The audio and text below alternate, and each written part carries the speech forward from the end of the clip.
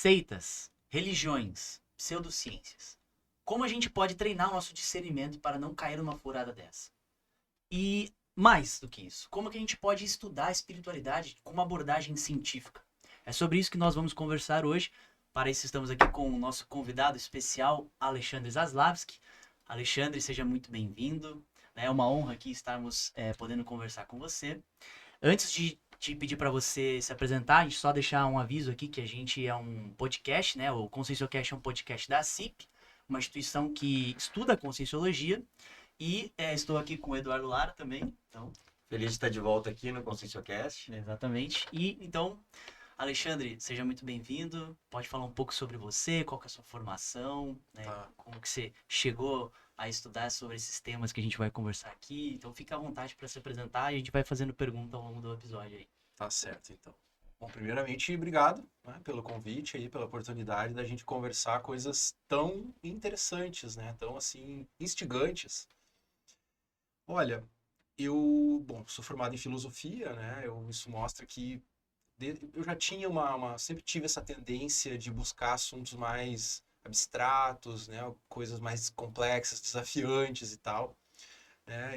Desde criança, gostava muito de ler, criança mais introspectiva, enfim.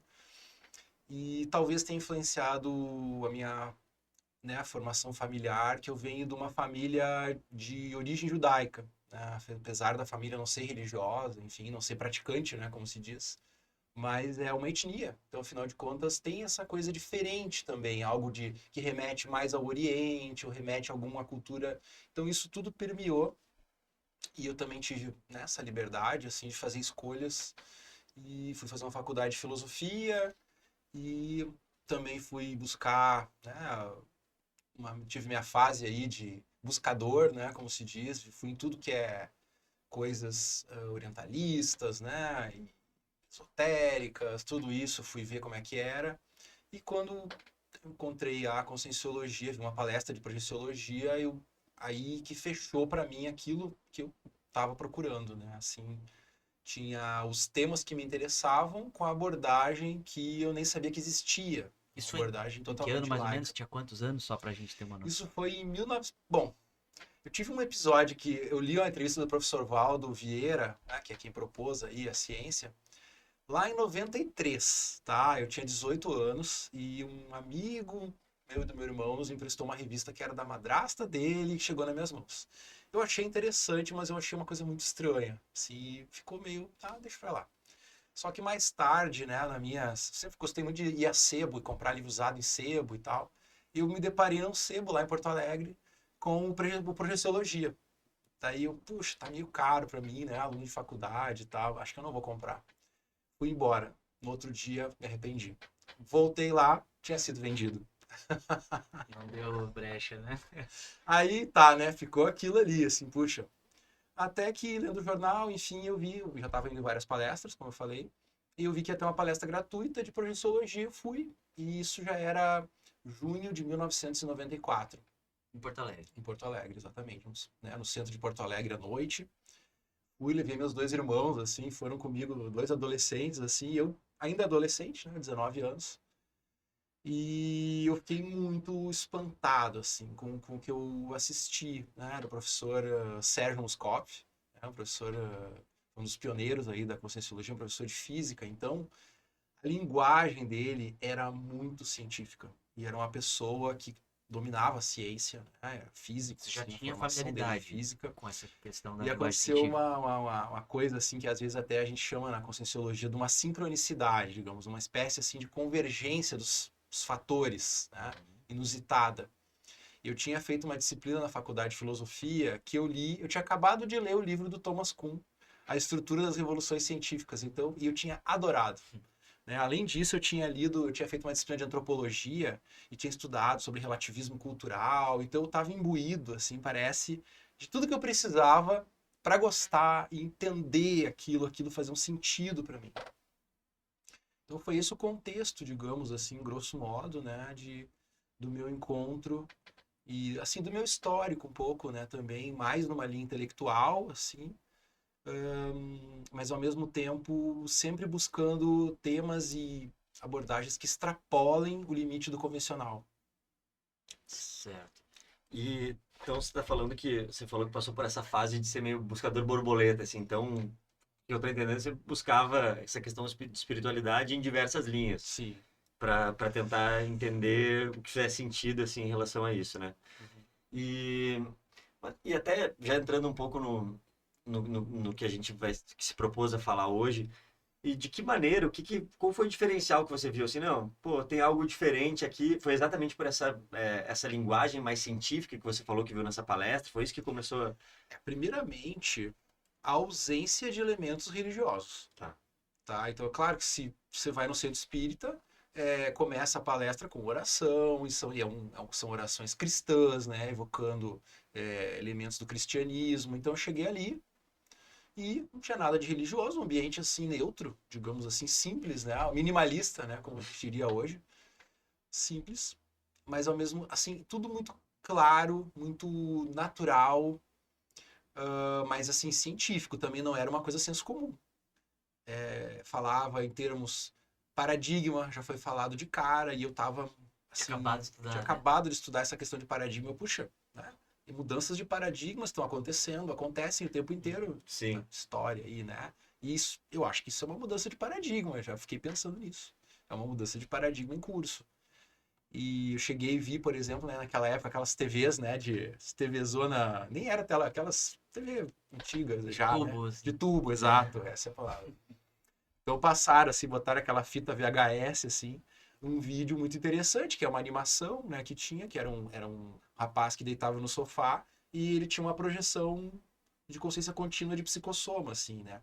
Daí ele ia, volitava e tal, né, atravessava a parede, aquela coisa, voltava de consciência contínua, acordava, abria o Projeciologia e ia ler o Tratado Projeciologia, é o grande, né, livro aí, sobre a experiência fora do corpo.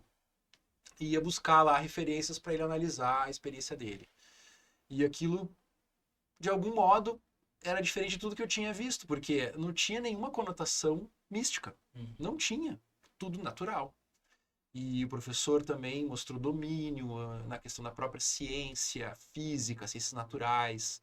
E eu sempre gostei muito de ciências naturais, mais do que humanas, né? Apesar de ter ido para filosofia, mas eu depois é que aprendi a gostar, né, mais de ciências humanas, mas de início eu gostava de ciências naturais mesmo, matemática E assim, muito claro. você então não tinha assim uma inclinação religiosa. Você falou, né, a tua família, então já não tinha muito essa tradição religiosa, então você foi para filosofia porque você tinha questões. Eu tive uma disciplina no segundo grau de filosofia, na época eu estudei numa escola que ofereceu um ano de filosofia e eu me identifiquei muito.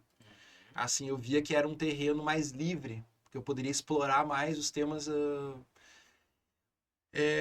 Olha, eu acho que eu intuí, digamos assim, que aquilo tinha um potencial para mim, de certo modo, sabe? Que era um terreno que eu já tinha familiaridade, eu me senti familiar com aquilo. E aí eu resolvi fazer, né? E fui bem, assim, depois, né? Quando eu me formei, tudo, né? Eu adquiri consegui seguir uma profissão, uma carreira profissional, enfim. Mas eu enxerguei nessa palestra elementos do rigor que eu associo à ciência. Então, o que te mais chamou a atenção nesse caso ali foi realmente essa questão de uma proposta científica, né? Assim, você falou, você gostou de ver a animação e tal, mas você não tinha muita experiência parapsíquica, a gente entende? Não. Era mais uma questão mais conceitual, de proposta que você tinha. E aí, como é que foi isso? Eu era aberto, então eu admitia que poderia existir. Tinha contato com pessoas que tinham. Sim. Então eu tinha, por exemplo, mais tarde eu vim descobrir que na minha família tinha as pessoas distantes do meu núcleo que tinham, que eram espíritas, por exemplo, que tinham envolvimento com espiritualismo e que eram sensitivas. E aí depois, pesquisando a minha família, eu vi que tinha toda uma linha de pessoas sensitivas e parapsíquicas. Inclusive a minha avó materna, tá? Mais tarde, né, esses temas começaram a emergir. E isso foi muito interessante ver que... Mas, assim, como o meu núcleo familiar é muito voltado à ciência fisicalista mesmo, né? Meus pais, enfim, não era um tema, assim. Não era um tema que a gente conversasse, né?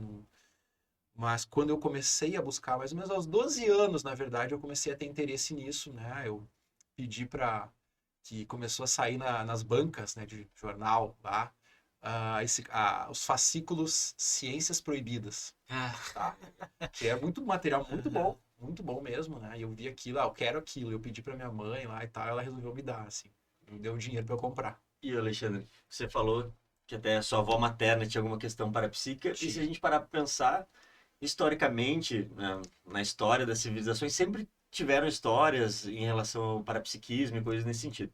Mas eu te pergunto, por quê? E aí, assim, você até comentou, pô, e daí eu cheguei lá numa palestra e que eles trouxeram uma abordagem mais objetiva, ou mais científica sobre esse tema, mas aí muita gente até pensa assim, tá, mas por que isso? Por que precisa dessa abordagem mais... Não é só uma galera aí que quer falar mais pomposo, de uma maneira mais difícil e quer falar sobre esses temas que todo mundo já fala na religião.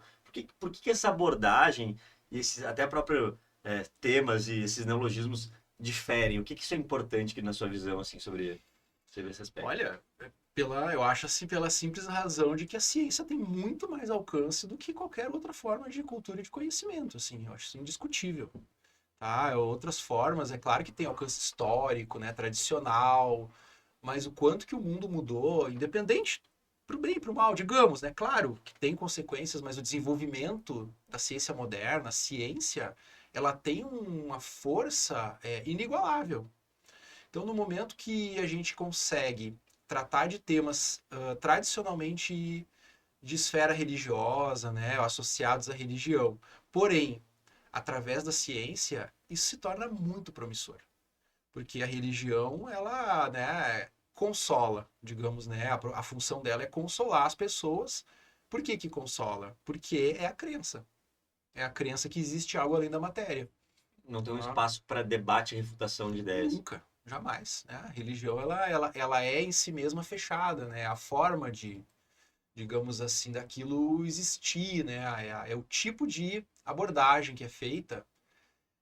Porque, bom, aí a história é comprida, né? Mas assim, vamos, digamos da seguinte maneira, né? A religião, né? Já que entramos nisso, toda religião supõe uma revelação, tá? Toda religião supõe que é uma verdade que não pertence aqui a esse mundo, mas que ela foi revelada para profetas. a De algum origem modo. do Estou conhecimento falando é. religião, não estou falando mitologias antigas, etc. Uhum. Não, vamos falar religião, que é uma coisa formal, né? Mesmo as mitologias que seja, mas, ou seja, o elemento da pessoa que tem o contato com o que está além da matéria, com o extrafísico, tá? Aquilo que está além da matéria, é imprescindível para as religiões. Porém, tá? Não pode ser algo livre para todos, porque senão não seria necessária a crença, haveria o conhecimento. Se todos pudessem ter experiências consistentes do que está extrafísico, do que não existe além da matéria, não seria necessária a crença. Então, no momento que há um sistema de crença religiosa revelada parapsiquicamente, ou seja, através de faculdades, né, extrasensoriais, aquilo precisa ser proibido. Então, é aceito que existe, mas é proibido. Só pode para pessoas muito especiais que são profetas e tal. É Escolhidos. A própria desincentivado. teoria se explica a si mesma, é um raciocínio circular, né?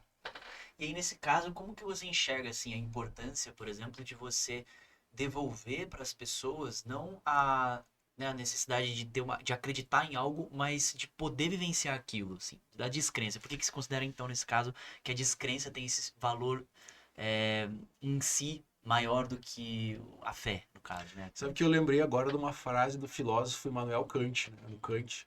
Ele disse o seguinte, né? É o texto chamado O que significa o esclarecimento?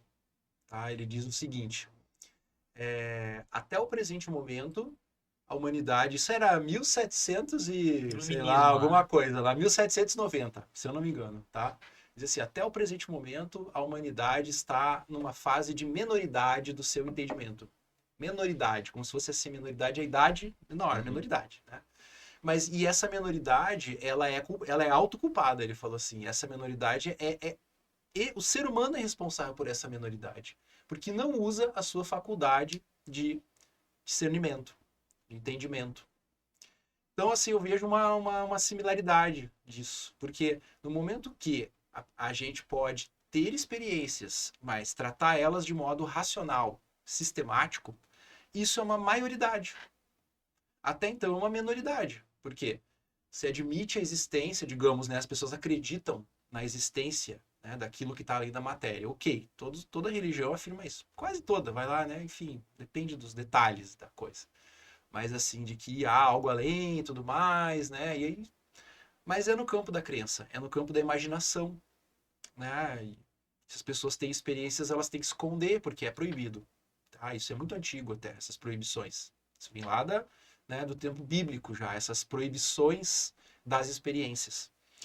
Então, no momento que isso é um novo, digamos assim, isso é um novo elemento de inteligência para nós.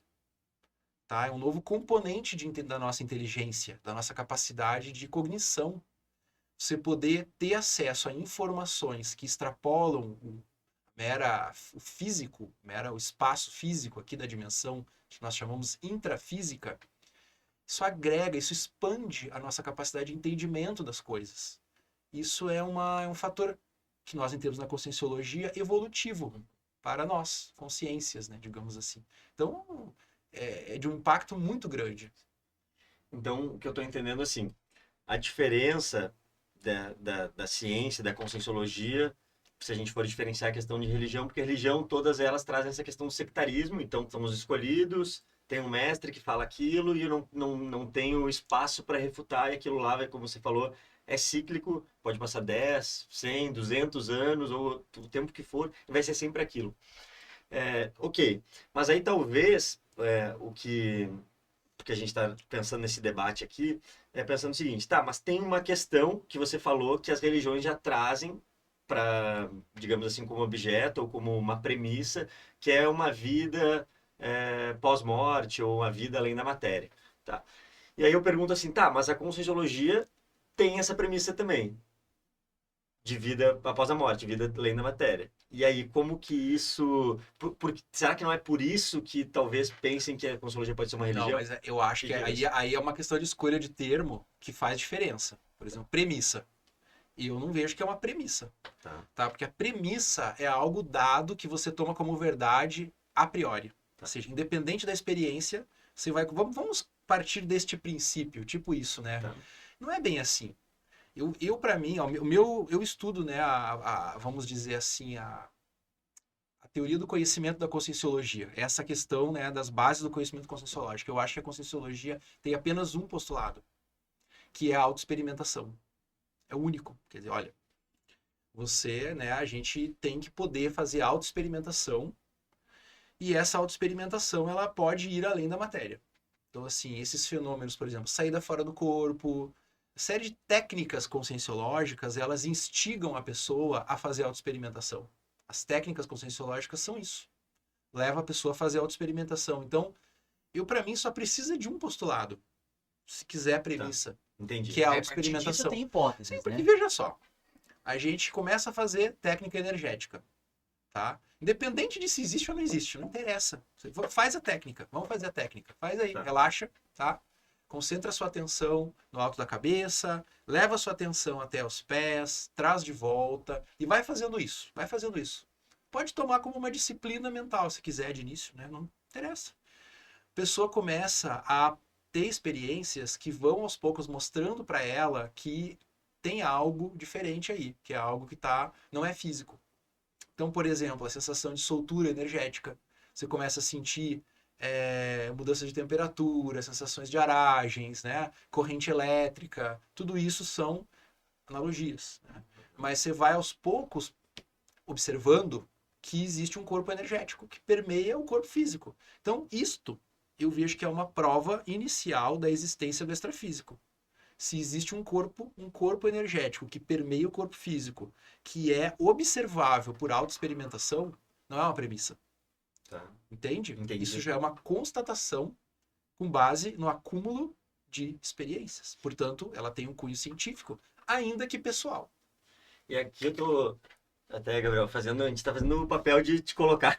Não, por favor, Porque né? a ideia é Por favor. exatamente essa, assim, e até o intuito, eu fiquei muito animado de poder estar contigo aqui nessa conversa, porque são muitas discussões que às vezes a gente que estuda conscienciologia tem e são momentos que a gente tem para debater e para estressar isso. Mas, por exemplo, você falou ali, pô, eu tenho a possibilidade de estudar, fazer um trabalho de energia e sentir os efeitos. Uhum. E isso aí é muito, muito claro. Mas eu pensar, tá, mas será que se eu não tô só me sentindo relaxado, não é só uma questão ali do meu próprio corpo físico que tô relaxado, e eu tô indo nesse nível pra gente ver assim, tá, tem um nível que talvez não vale... Sugestionabilidade, né? ou assim, será que vale a pena entrar? Sabe o que eu tô falando? Ou será que a gente pode ir mais a fundo nisso? Mas pode ser só o corpo físico relaxado. Uhum. Se a pessoa tá relaxada, pode ser só o corpo E físico como relaxado. diferencia isso, assim, no seu... Com acúmulo de experiências. como diferencia? Sabe que isso é um ponto que, assim, a gente, né, escuta muito essas críticas ou essas ponderações, né, porque Conscienciologia é uma ciência, etc. Mas eu vejo, assim, muito com um parâmetro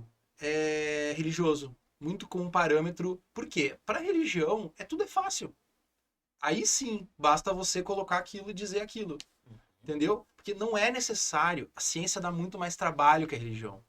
Não tem como ter. Ciência é trabalhoso, é trabalho. Quem fez formação científica, às vezes pessoas que fizeram, né, pesquisas na faculdade ou conseguiram seguir uma carreira mais de pesquisas. Gente, pesquisa científica é trabalho, é rotina. Não é uma coisa assim, mágica. Não. Uhum. O que acontece? É esforço, é organização, é sistematização, até se conseguir chegar a conclusões consistentes. E é a mesma coisa. Então a pessoa vai lá, deita, relaxa, vai fazer a circulação de energias e vai buscar o estado vibracional. Mas não é numa vez. Por exemplo, cada pessoa aqui que a gente conhece, nossos colegas aqui que pesquisam Conscienciologia, cada um tem sua história para contar, né? Tipo assim, quanto tempo demorou para você sentir o EV? Vamos lá, essa é a pergunta, né, clássica aí para quem estuda Conscienciologia. O estado vibracional, É né? variado. Técnica. O estado vibracional é digamos, é um ápice vibratório, né, das energias do corpo energético, essas energias que permeiam o nosso corpo físico, o que acontece? Elas se movimentam pela nossa vontade, pela nossa atenção. Né? Você vai colocando ali vontade e atenção, ela vai se deslocando, ou mesmo só vontade, às vezes nem tem atenção e já vai. Então, só que às vezes demora, por exemplo, assim, tem pessoas que falam que demoraram meses para sentir, né, chegar à conclusão que estavam sentindo estado vibracional, que aquilo é estado vibracional. Então, tudo isso tem uma lógica de tempo científica. Eu vejo e me parece que isso é um grande obstáculo para o entendimento da proposta da Conscienciologia, porque as pessoas esperam um imediatismo similar ao religioso. E não ao científico, isso é paradoxal. E aí criticam a Conscienciologia que não é científica, mas esperam dela uma conduta que não é científica. Uhum.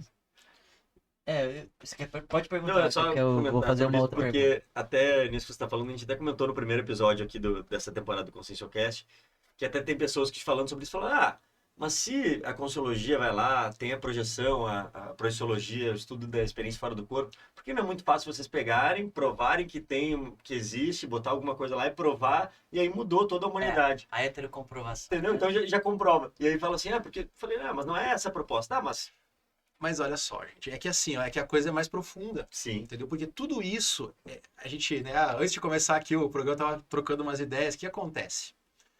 Quando surge uma proposta nova, é natural que você vai encarar essa proposta nova com os parâmetros já existentes. Não teria como ser diferente, é impossível.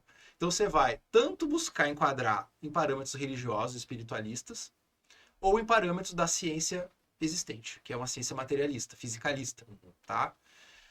Então, assim, isso já foi feito. Desde a década de 60, né? Nós temos o Charles Start, um psicólogo, tá aí, né? Atuando até hoje. O Charles Start teve essa ideia. Em 1966, né? Ele publicou a pesquisa dele com a famosa MISE, né? Que... Tava falando sobre isso. Então tá, olha, vamos fazer o seguinte. Bota a pessoa ali deitada, uma pessoa só vai botar uma plaqueta num lugar inacessível, etc. Cria todo um sistema à prova de viés, à prova de qualquer tipo de influência e tal, e vai, né? E separa a psicologia, grosso modo, tá? Tem variações nas disciplinas e tal, mas vamos lá, é parapsicologia. O que acontece? Parapsicologia, ela vai tentar provar a existência desses fenômenos estatisticamente. Então ela vai... Quantos acertaram? Vai ver. De tantos experimentos, quantos acertaram aquele número lá, né? De início era um papel, depois já era um número gerado, né, randomicamente, aquela coisa. Tudo isso para dar mais condições ainda de confiabilidade. E se a gente voltar atrás ainda, não é anos 60, anos 30, se a gente volta no Instituto de Parapsicologia, né, o Laboratório de Parapsicologia da Duke University, né, Ryan, que foi o grande pioneiro da parapsicologia, ele publicou na década de 30 estatística sólida quanto à telepatia. Sólida, tá? Ele teve a chancela de... Cara, o maior estatístico que tinha, a Universidade de Oxford, se eu não me engano, o maior estatístico da época, o cara chancelou, olha, seus dados são sólidos, tem uma relevância estatística isso aqui. Nunca foi aceito. Por quê? Não adianta, entendeu? Um dado estatístico para um fenômeno que não é aceito como existente. Então você vai ver o cético e vai dizer o quê? Relevância estatística do que não existe não interessa. Interessante esse quesito, né? Isso tudo para a gente poder lógico, abordar o que vocês lógico. falaram. Então, assim, o que acontece? Não é uma questão de comprovar. Como se comprova um fenômeno desses? Por quê? Se nós estamos falando de energia que não é física, para ela ser visível, ela teria que se tornar energia física, certo? Senão não seria visível. A gente tem um corpo físico que é um corpo físico. Portanto, né? Então você tem um fenômeno que não é físico, que tem uma energia que não é física, e aí como é que lida com isso? Esse acho que é a grande a proposta, né, no caso da consciologia, porque assim, considera-se a existência de algo além da matéria, né? Ok. Beleza, considerando isso, como a gente estuda? Se isso for verdade, como a gente estuda? Eu acho que esse é o grande desafio, né? No caso, que é o que a gente está tentando. A gente está desbravando um novo território, que é o mundo interior, digamos assim. Tá? Historicamente, digamos, né? Intraconsciencial, mundo que a gente chama aquilo que está para dentro da nossa, né, da nossa pele, assim, né? Para dentro, que poderia ser chamado de subjetividade, enfim, né? Aquilo que é de acesso privado de cada um, seus estados íntimos, tá? Seja mais pensamentos ou sentimentos ou imaginação, né? Lembranças, tudo isso, né? Seja estados de vigília, como se diz, né? Usuais, ou seja estados alterados, né? Como sonho ou outros tipos, enfim. Tudo isso está no campo do mundo interior, né? Chamado mundo interior, que ficou de fora da ciência. Esse mundo interior, de certo modo, né? Se a gente vê, né? Por exemplo, vamos tomar o exemplo de outro filósofo, tá? O René Descartes. Então, o René Descartes chegou, né? Todo mundo conhece aquela frase dele, né? Penso, logo existo. O que significa isso? Que existe um eu pensante, que é quem produz o conhecimento. Não é... O que ele queria dizer com isso? Que quem produz o conhecimento não é a igreja. Ele estava sendo progressista na época dele, no tempo dele. Está dizendo, olha, eu que produzo esse conhecimento. Não é o Papa, não é os cardeais lá de Roma, não é, né, acho que já era o Vaticano naquela época. Não é a igreja, não é nós. Nós produzimos tudo que nós sabemos. É a humanidade, não é uma outra esfera. Agora, ou seja, não é Deus, não é a igreja, nem nada. Porém, quando Descartes ele estabeleceu critérios científicos, ele associou isso à geometria. Então aí a gente tem também, né, o famoso geometria analítica, né, o eixo de retas cartesiano, aquela história. Isso não é à toa. Por quê? Para ele, só é objeto da ciência o que ocupar lugar no espaço. Você tem que poder atribuir coordenadas a esse objeto. Então, por um lado, Descartes reconheceu a existência de uma consciência, de um ser pensante, que para ele, inclusive, era substancial, era real. E nesse caso dual também, né? Que era diferente dual, do corpo, exato. né? Não, ele era um dualista, o dualista clássico. Claro que tinha influência teológica nele, ok, mas justamente ele fez, olha, vamos estabelecer uma linha aqui, né, o famoso critério de demarcação, né, que é o famoso chamado critério de demarcação. Qual é a demarcação? É o espaço. Então, a consciência não ocupa lugar no espaço, ele mesmo falou, ela não é espacial, ela é inextensa, esse é o termo. Portanto, não é objeto da ciência. Vamos deixar a consciência para a igreja, para a moral, deixa pra lá. O grande culpado, então... Não. O cara propôs o método científico, mas né? foi. Mas foi brincadeira.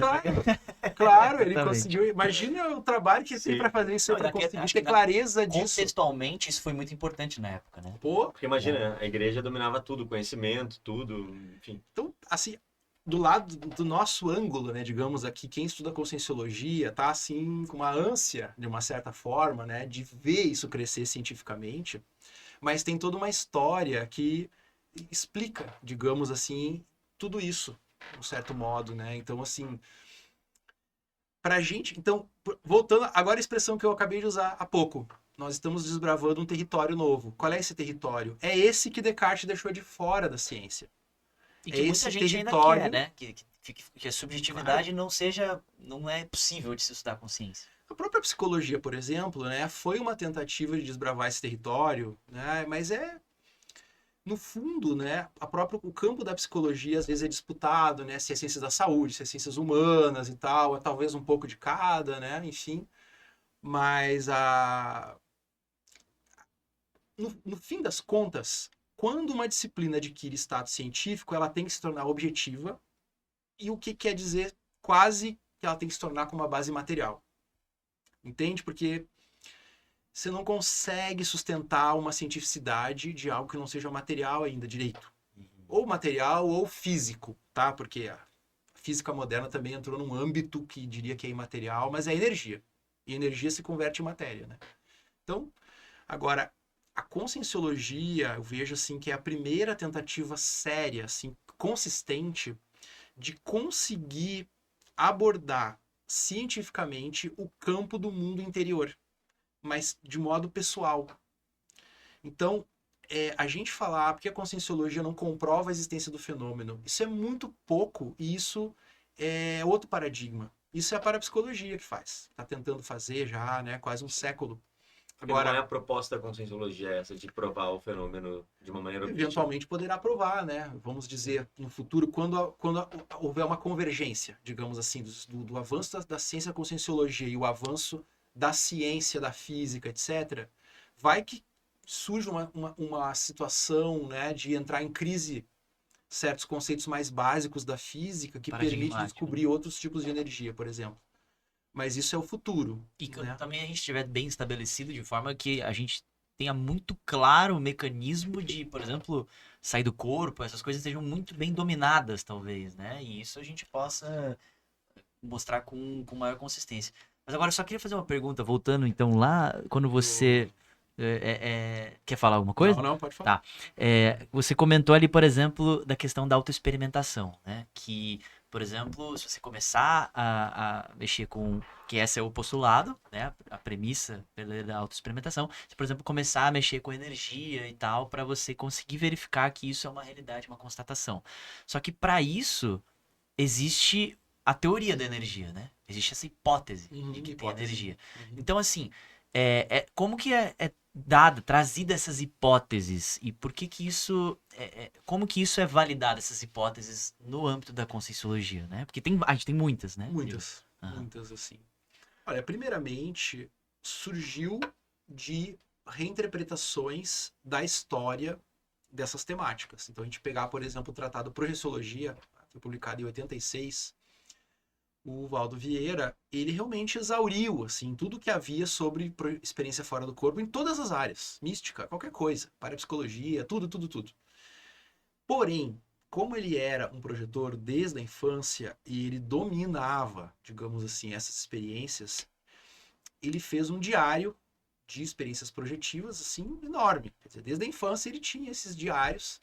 Então, o que que ele fez? Ele usou o estudo dessa literatura, desse tema, para formar as próprias hipóteses e depois as teorias. Mas ele fez uma, que a gente poderia chamar de uma transposição de paradigma.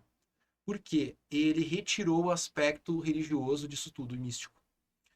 Então, assim, juntando a bagagem cultural de temas afins, mais a experiência pessoal sistemática, a gente consegue elaborar esse corpo aí teórico, digamos, né, de hipóteses. Mas para isso foi preciso fazer uma transposição e tornar laico isso tudo. Né? Parapsiquismo laico. Eu acho, até hoje, na verdade, assim, a gente...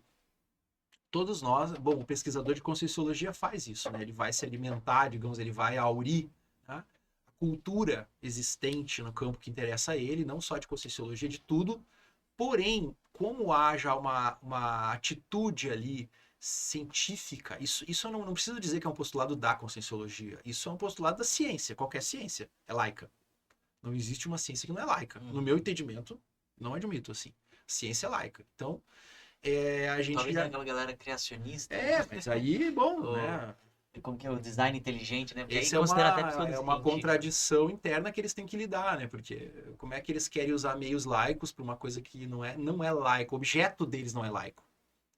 Entende? Então é já uma contaminação inteira ali, né? Total, em todo o processo, né? Enfim.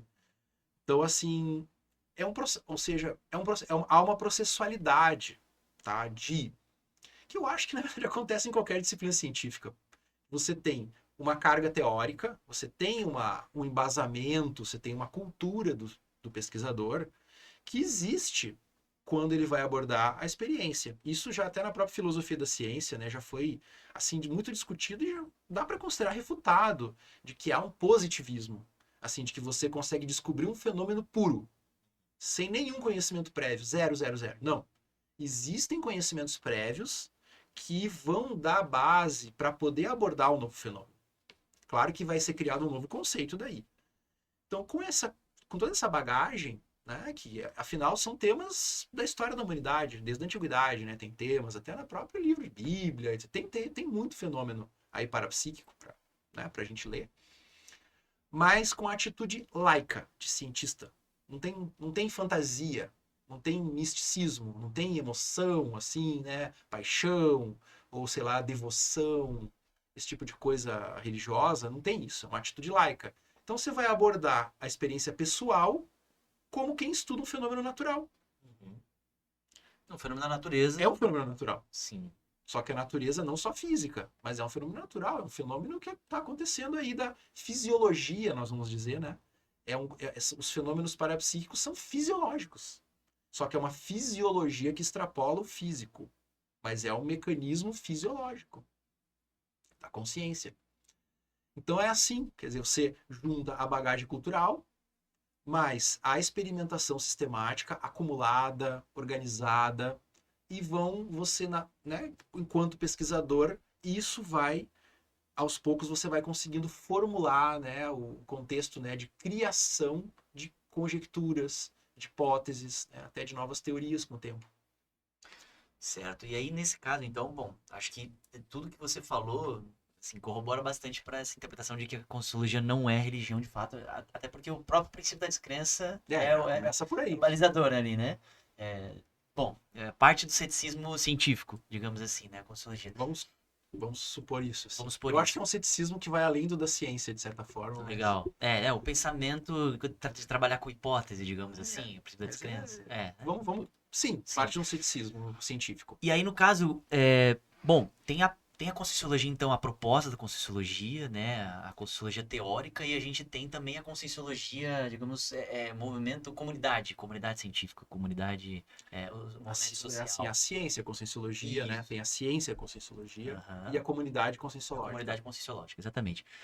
E aí, uma coisa que sempre é muito trazida dentro desse contexto que envolve espiritualidade, envolve, né, transcendência, digamos assim, e grupos, né, e comunidades com essa ideia de seita, Uhum. né? Tem muita gente. E assim, tem muita gente que pode interpretar a Conscienciologia como seita. E o que você diria assim, por que ela não é uma seita? Né? Como que você interpreta isso? Bom, eu não posso responder porque ela é uma ciência, mas Não, é só porque assim, Mas tem gente que tem exatamente esse posicionamento, né? para começo, vamos começar pelas respostas assim mais básicas, porque seita é um movimento religioso. E se ela não é uma religião, portanto, ela não é uma seita. Tá, Não, vamos claro. uma lógica, vamos assim, entende? Então, assim, toda seita é religião, mas ok. O que são seitas, né? São movimentos religiosos com regras muito rígidas, geralmente fechados, que não tem uma comunicabilidade, assim, com o mundo exterior, e que tem, né, assim, um guru, né, uma espécie, assim, de líder que é reverenciado e tal. Eu acho, assim, ok, tá? Isso são características de seita. E uma nova proposta de ciência, ela tem alguém que vai propor, tá? Não é só a conscienciologia, tá? Qualquer nova ciência tem alguém que propôs, tem os primeiros líderes que propuseram a ciência, entendeu? Vai na psicologia, por exemplo, lá tem o Freud, tem o Wundt, o William James, né? Física não teve também o Galileu, sei lá. Cada nova disciplina tem os seus líderes, assim, né? Os seus pioneiros, né? Mas não necessariamente um pioneiro de uma nova disciplina científica vai ter essas características de seita. Eu acho assim, as pessoas têm muito uma visão muito simplista das coisas. Eu acho assim, na verdade, se eu pudesse resumir, né, em poucas palavras, assim, as pessoas não entendem bem o que é ciência, portanto não entendem bem o que é uma nova ciência também, nem o que é uma velha ciência. Quer dizer, as pessoas aceitam, digamos, aquilo que está dado culturalmente como de um modo conformista. Sim. A religião é isso, ciência é... Mas não que elas saibam definir o que é e entendam o que é. Então, muito menos entender o que é uma proposta de uma nova ciência. Para saber isso, tem que estudar história. Então, até o livro do Thomas Kuhn, né, a gente comentou no início aqui, A Estrutura das Revoluções Científicas, ele fala exatamente isso. Ele fala assim, olha, que ele era um professor de física, né, e ele foi estudar ensino de ciências. E aí é que ele mudou para a filosofia da ciência. E ali, estudando isso, ele viu assim, pô, a ciência, ela é estudada por manuais. Então, o aluno, né, de ciências da faculdade, tá falando, ele estuda grandes manuais, assim. Qual é o problema desses manuais? Eles se colocam como verdades absolutas. Eles não contam a história daquela disciplina. Então, o pesquisador, ele se forma com uma visão estática da ciência enquanto movimento mais de longo prazo. Ele vê, assim, o presente daquela disciplina científica, as dificuldades que tem, evidentemente, ele sabe que ele está ali, está lidando com dificuldades, mas ele não tem a noção de que aquilo tudo começou de um jeito que não tem mais nada a ver com aquilo que ele está fazendo. E que aquilo é um processo intermediário que provavelmente daqui a alguns anos vai estar obsoleto, inclusive. Claro, e espera-se que esteja. Isso é o bacana da ciência. É a única forma de conhecimento que é a obsolescência esperada. Né? Assim Você que espera né, que seja falseado, né, as teorias. Né? ela já surge com um caráter né, provisório. E até tem um ponto interessante para falar sobre isso, mas eu vou falar daqui a pouco. Mas tá, entendi. Então deixa eu resumir Tá, assim. vai. Eu acho que essa coisa de achar que conscienciologia é seita é assim, não entender as características de uma proposta de uma nova ciência. Porque se for buscar as outras características de seita, não tem assim, porque toda a produção que é feita na conscienciologia é uma produção de cunho científico, que tem as características da ciência. A gente tem periódicos científicos que tem conselho editorial, a gente tem uma editora que tem conselho editorial, tem toda uma produção de conhecimento e não há uma regulação central disso, entendeu? Porque se você tem religião e seita, tudo isso há uma regulação central. Mas a ciência, ela tem regulação, mas não é central. Qual é a regulação da ciência? É o paradigma, digamos. Claro, o que é o paradigma? É o conjunto de prioridades naquela disciplina, de certo modo. É o grande foco que resume a prioridade daquela disciplina. Então, as pessoas imaginam assim que ciência é uma coisa totalmente livre que faz o que quiser. Não é. Não é mesmo. A ciência, ela tem um programa. Cada disciplina tem seu programa e os pesquisadores vão trabalhar convergindo para aquele programa. Claro, vai mudar o programa? Vai. Mas isso tem todo um processo para acontecer. Então, assim, eu acho que o melhor olhar é esse, ter em mente as características da ciência, mas não o senso comum. Então eu vejo assim que há um juízo de base de senso comum, o que o senso comum acha que é ciência, olha para a conscienciologia e não vê, porque é uma proposta de uma nova ciência, e vai buscar, então se não é ciência, é o quê? A religião, é seita e tal. Até eu porque vejo que esses são os critérios é um raciocínio muito de senso comum. nem tem muito bem estabelecido, né? Os critérios científicos é uma discussão. Claro que é uma discussão, porque você tem áreas da ciência que são muito diferentes uma da outra. O que é uma pesquisa, por exemplo, da física, né? Uma pesquisa da medicina, uma pesquisa da sociologia e uma pesquisa da linguística. É muito Entende? diferente. Muito né? diferente. Métodos diferentes, objetos diferentes. O que tem em comum? Todas elas têm um lastro material. Todas elas têm um lastro material. Então, isso é que é. A gente está propondo um novo objeto e um novo método para esse objeto. Então, é um outro paradigma. Muito embora a estrutura do método, a gente pode dizer que é científica. Tem uma racionalidade, ele tem uma sistematicidade que foi transposto da ciência fisicalista, foi transposto, que nem outras coisas foram transpostas também, de outras linhas de conhecimento, foram transpostas, elas foram introduzidas de uma maneira adaptada dentro de um outro meio, por isso que é uma transposição. Então, por exemplo, na Conscienciologia, a gente trabalha com a noção de chakras, tá? Bom, chakras é um conceito, digamos, que veio do hinduísmo, né? Veio do contexto hinduísta, que é uma religião, pode ser uma, como quiser considerar, né? Mas é considerado uma religião, tá? Oriental, enfim. Agora, no momento que foi trazido essa noção para a Conscienciologia, ela foi laicizada, né? Ela não tem mais uma conotação de divindades, por exemplo, indianas, né? O hindus, que tem essa relação, né? Da pessoa que é o religioso, né? Hindu, com as divindades. E agora, essa questão em tem específico, esse por exemplo, negócio. como esse exemplo que você trouxe, os Tá. chakras dentro da Conscienciologia, eles são Tá. entendidos como uma teoria? É a teoria dos Não. chakras? É a hipótese dos chakras? Não. Como que você O interpreta que isso? acontece, né?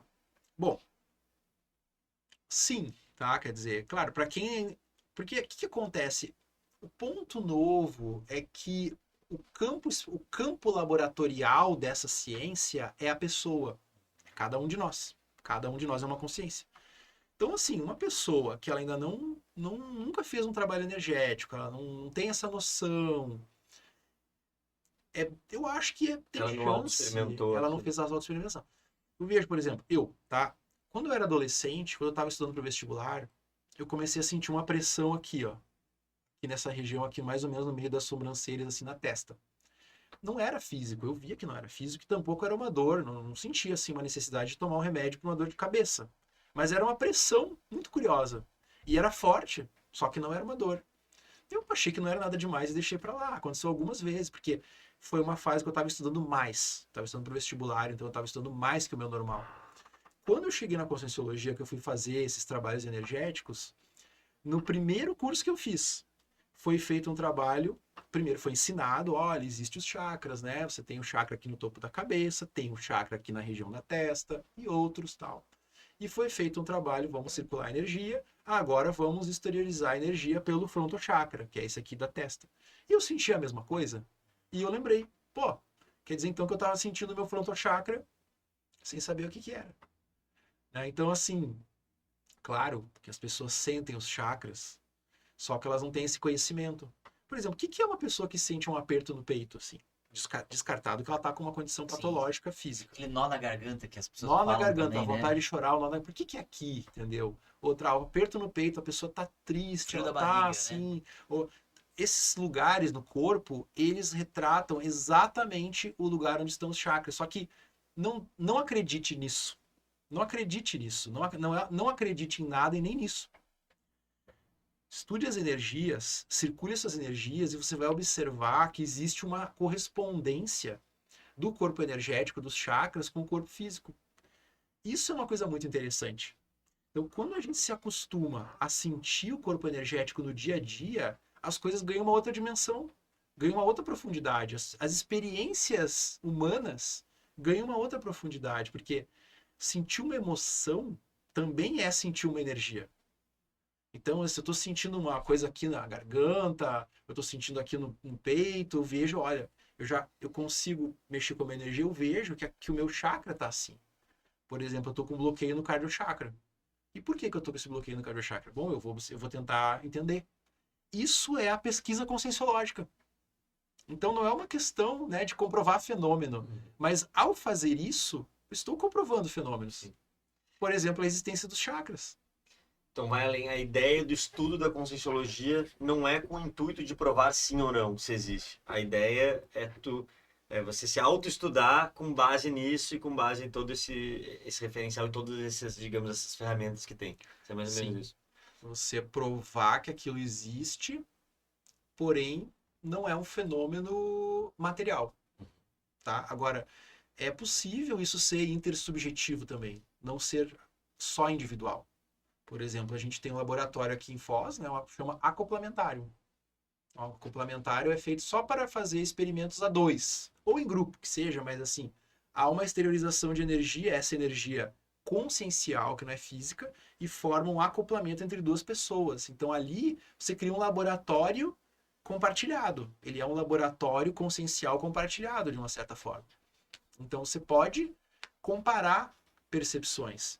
É muito comum a gente perceber isso, assim, com acurácia, sabe? Assim, se observa, é possível fazer essa leitura de como é que a outra pessoa tá, você, pela informação que a energia consciencial carrega. Então, essas coisas, para o pesquisador de conscienciologia com o tempo, isso tudo vai ganhando muita objetividade. Não é subjetivo, é objetivo. Porém, é uma objetividade que não é física. E você falou, a gente estava falando, até a ponderação do Gabriel em relação à seita, religião e tudo mais. E realmente eu concordo com você, assim, eu acho que até vou além. A pessoa que entende que Conscienciologia ou pensa que Conscienciologia é uma seita, uma religião, é que na verdade ou não entende nada de ciência ou também não entende nada de Conscienciologia, porque alguém que conhece um pouco já percebe todas essas diferenças. Eu vejo dessa maneira. Mas aí um outro ponto, assim, até pra gente contextualizar. Tá, ok, não é seita, não é religião, mas e será que não é só uma questão filosófica? O que diferencia a questão de uma filosofia? Será que a Conscienciologia não entra como uma filosofia? Por que entra como ciência nessa diferenciação? E é aquele ponto, né, que a gente está aí há alguns anos estudando, que é o método científico. Então, a filosofia, ela não tem método científico. A filosofia, o objeto da filosofia é puramente intelectual.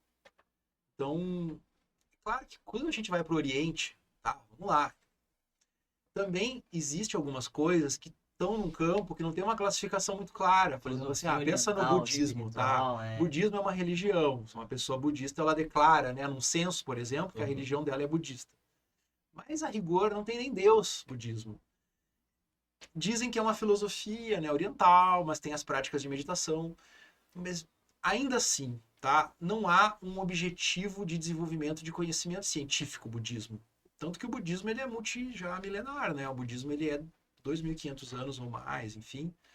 Não é, porque a proposta dele não é obter conhecimento científico, não é ter esse conhecimento que progride, né? E que avança, devassa, digamos, a realidade.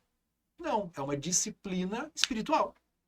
O budismo é uma filosofia que busca uma disciplina espiritual e só. E que tem seus ideais, inclusive, né, de iluminação e tudo mais, ok. É uma filosofia oriental que envolve uma disciplina mental, ok, tá? Mas a ciência, ela tem objetivos diferentes da filosofia. Ela busca realmente compreender a realidade e avançar nisso de uma maneira progressiva, inclusive disruptiva, e abandonando a si mesma, entendeu? É uma coisa muito diferente do resto. Tá? Então, assim, eu trouxe um exemplo dito filosófico oriental, né? Então, meus professores na faculdade, eles não aceitavam que isso era filosofia. Tá? Eles achavam, a filosofia é uma tradição ocidental. Então, você tem sabedorias orientais, eles falavam, né? Entendi. Isso é a diferenciação que eles faziam. Mas isso é polêmico também, né? Também é polêmico. Mas, assim, filosofia tem o objetivo de formular conceitos claramente e, digamos, ter bons problemas para poder até a ciência resolver, digamos assim. Mas a filosofia é muito mais um processo de formulação intelectual, ainda que super complexa. Não há um conhecimento filosófico, é um conhecimento em termos de clareza intelectual. Não é um conhecimento experimental. Tá? E não tem um método para apreender o real, assim. Tá? Então, para aplicar também seria... Não, você tem aplicações da filosofia em campos, por exemplo, da ética, né? Às vezes, claro que a filosofia ela tem uma interdisciplinaridade com a ciência. Então tem, por exemplo, assim, ó, tem a ética médica, né? É um campo filosófico que é aplicado à prática médica, por exemplo. Então tem aplicações não filosóficas e tal, né? Tem um filósofo que eu estudei há muitos anos, né? Um filósofo alemão, ele tá bem velhinho agora, né? O nome dele é Jürgen Habermas. Ah, o Habermas. O Habermas, exatamente. Então ele é um dos maiores cabeças, assim, ele é um cara que ele conseguiu fazer uma teoria que juntava áreas muito díspares e tal. Agora, tem um artigo dele que eu adoro, eu me lembro que meus colegas não gostavam muito, porque o que ele fala assim, ó, que a filosofia é um guardador de lugar para a ciência. Faz muito sentido Não é? isso. Você entendeu né? na hora. Entendeu? É intuitivo, né? Uhum. Então ele fala assim, a filosofia é um guardador de lugar para a ciência. Tanto que a filosofia, tipo, a discussão do que é ciência ou não é do campo da filosofia nesse caso. Claro, Né? claro. Então, Então- eu venho da filosofia, mas eu tô a serviço da ciência. Inclusive, eu busco fazer pesquisa científica, mas eu tô trazendo aqui um cabedal, que eu tive uma formação em filosofia, e eu tô usando isso em uma coisa que não é filosófica. Então, isso, ok, né? Então, assim, o que que significa isso? Que a filosofia, ela abre espaços, inicialmente, né? Refletindo e tal, analisando, criticando intelectualmente. Chega uma hora que aquilo vira ciência. E a filosofia sai de cena. Claro, começa na filosofia, porque você tem que ter um esforço de conceitualizar as coisas. Você começa criando novos conceitos. Só que quando aquilo vira método, deixa de ser filosofia. Porque o método ele já é uma ligação da teoria com a realidade. Então você já tem uma abertura para um elemento de realidade que não é meramente filosófico e intelectual, é no campo factual. Mas existe método filosófico? Existe. Existe. Agora, então, qual que você vê que é o grande diferencial, então, dos métodos filosóficos pro científico? Qual é o mérito do método? É que o método científico ele lida com dados, seja qual for o tipo de dado. Tá? E aquilo que a gente falou há pouco, cada área da ciência tem seu tipo de dado. Tá? O dado, por exemplo, da física, das ciências da saúde. Por exemplo, você pode ter dados numéricos, quantitativos, você pode ter dados qualitativos. Né? Uma entrevista, por exemplo, hoje em dia é visto como coleta de dados, dependendo da disciplina. Entende? Então, o que é um dado? Um dado é uma informação obtida da realidade. Então, claro, você tem uma bagagem teórica que você consegue descrever algum pequeno recorte da realidade. Isso é um dado para a ciência. Eu não estou falando de dado da informática. É um dado da ciência. Filosofia não tem isso. O método filosófico é uma forma de construir uma argumentação e aquilo que... Você tem, por exemplo, paradigma filosófico, inclusive, não só método. Você tem paradigmas que aquilo que aquela... é a teoria principal que aqueles filósofos valorizam. Então, eles vão buscar, por exemplo, hermenêutica, tá? Digamos, é uma linha, um paradigma filosófico. A filosofia analítica da linguagem é outro paradigma filosófico, vai valorizar lógica matemática, por exemplo.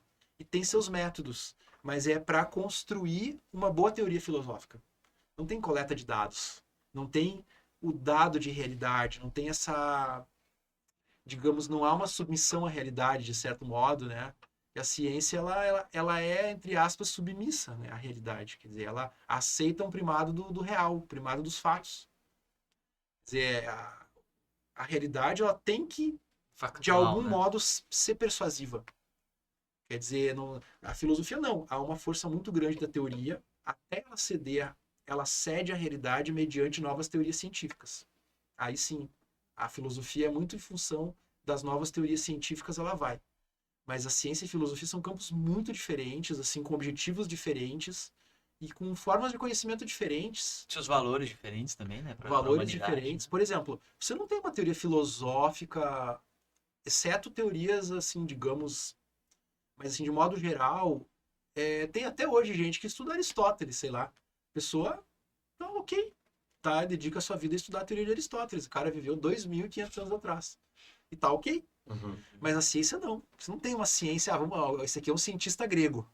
O cara estuda, né? Não, ele faz ciência, né? Igual que os gregos faziam com as teorias lá da Grécia, não. Não existe, né? Não. Mas aí tem um ponto interessante pra gente pensar.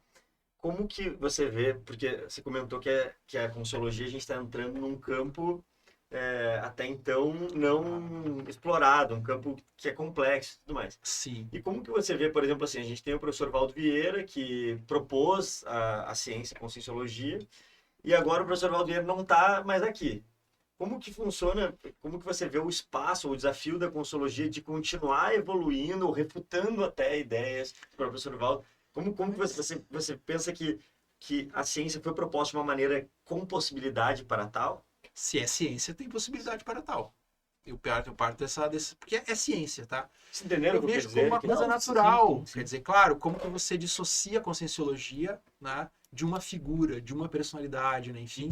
Principalmente Quer dizer, das ideias não é da possível pessoa. dissociar totalmente, Claro. porque até porque ele que propôs até hoje a maioria das teorias. Sim. Sim. Mas, agora, eu penso assim, não só a gente pode fazer isso, como a gente deve fazer isso, como ele esperava que a gente fizesse isso. Sim. Tá? Quer dizer, o Valdo Vieira sempre deixou muito claro que ele estava propondo uma ciência, que o tipo de liderança que ele exerceu era de um propositor de ciência Sim. e só, tá?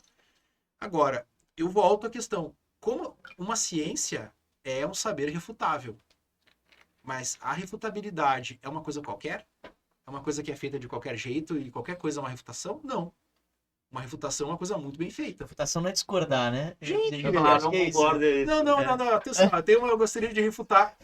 Não, Não é assim que não funciona. é assim que A funciona. refutabilidade Então, é assim, há uma. complexa, Veja né? como é difícil abordar essa coisa da nova ciência.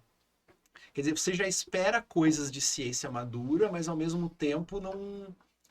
Sei lá, há uma cobrança muito desmedida, eu Entendi. acho, assim. Entende? Assim, muito distorcida, assim, deturpada, de um certo modo. Então, assim, eu vejo como uma coisa natural. Sim. Mas na ciência, por exemplo, se tem uma refutação, você não tem assim, ó, atenção, agora eu vou refutar tal coisa. Não. Faz parte Você do faz processo. uma pesquisa e você constata que você refutou. Que aquilo ali, olha, eu vou ter que abrir mão, né, de tal abordagem, que isso aqui já não dá mais conta. Porque eu tenho outra coisa para fazer.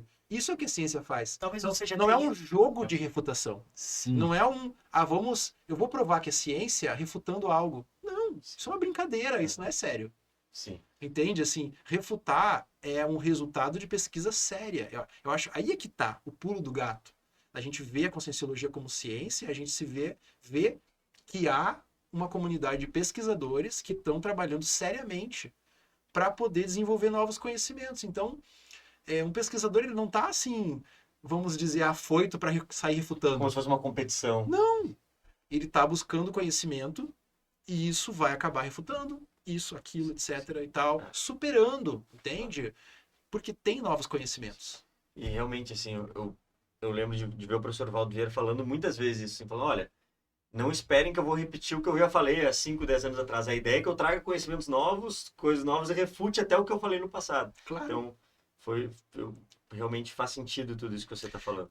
Mas aí é que vem a coisa que a gente tem, né, falado aí nos últimos tempos, né, e nas discussões da conscienciologia, do especialismo também. A gente ter não, o especialismo não aquele que se perde, né, digamos, na especialidade, não é isso.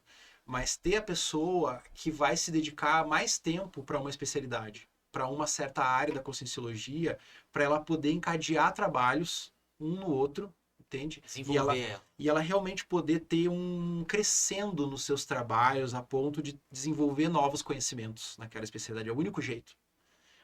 A pessoa ter uma persistência num foco e ela, a cada trabalho que ela consegue publicar, ela vai, faz mais um, avançando mais aquilo. Ela tem uma linearidade.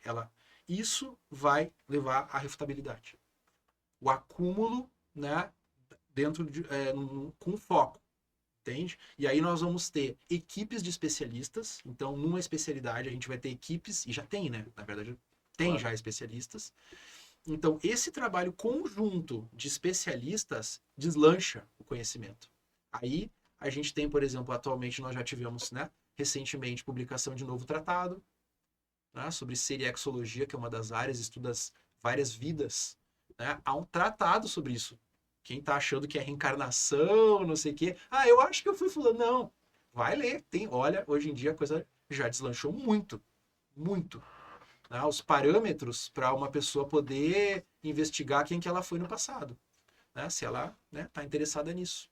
A própria consciencioterapia, né, que é uma das áreas também da conscienciologia, voltada a processos terapêuticos, né, de assistência, recentemente publicaram um mega dicionário que é um resultado de trabalho de anos, de dezenas de pessoas focadas num mega foco ali, digamos assim. Então é isso. É por aí que tem que ir. Isso é o avanço da conscienciologia, agora já num momento posterior, né, à dessoma do Valdo Vieira. Entende? Assim, ele deixou as bases e tal, mas o deslanchar das especialidades, nós vamos ter que ter as equipes de especialistas para fazer isso, e é possível. E é uma ciência muito recente, né? Sim. E Pode falar. Eu ia até perguntar, então, nesse quesito, né? Então, como ciência, você citou, né, que existe grupo de especialidade, de pesquisa, existe revista, conselho, editorial e tal.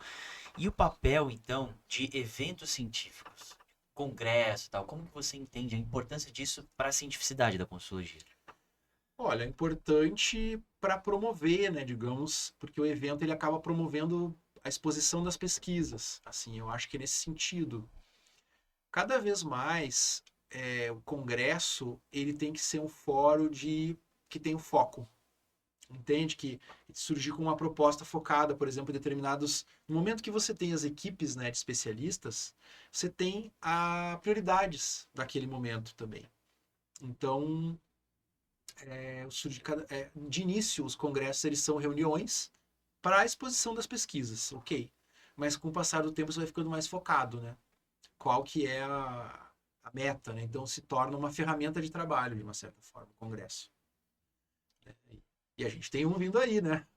Então, você está organizando esse congresso, Sim, né? O sim, primeiro tem uma equipe, né, organizadora nesse congresso, é um congresso grande, tá? E a gente já E vocês têm um teve... foco nesse Tem. então. Sabe Eu não tô muito por dentro, se puder, até dentro. Vou falar. Sabe que assim, se a gente considera que o evento científico tem, por exemplo, seminários, simpósios, fóruns, tem várias, né, modalidades e tal, e congressos, né?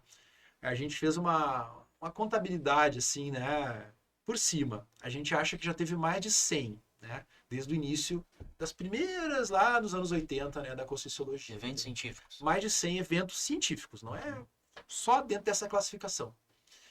Nunca teve um congresso só de Conscienciologia, um congresso geral de Conscienciologia. A gente teve vários congressos de projeciologia, teve várias temáticas, né? Congresso de administração conscienciológica, né? Congresso de autopesquisa. Tem vários congressos, né? Já tivemos de TENEPS, né? Que é um outro tema aí de assistência, né? Mas o Congresso Internacional de Conscienciologia, ponto. Nunca aconteceu. Nunca teve.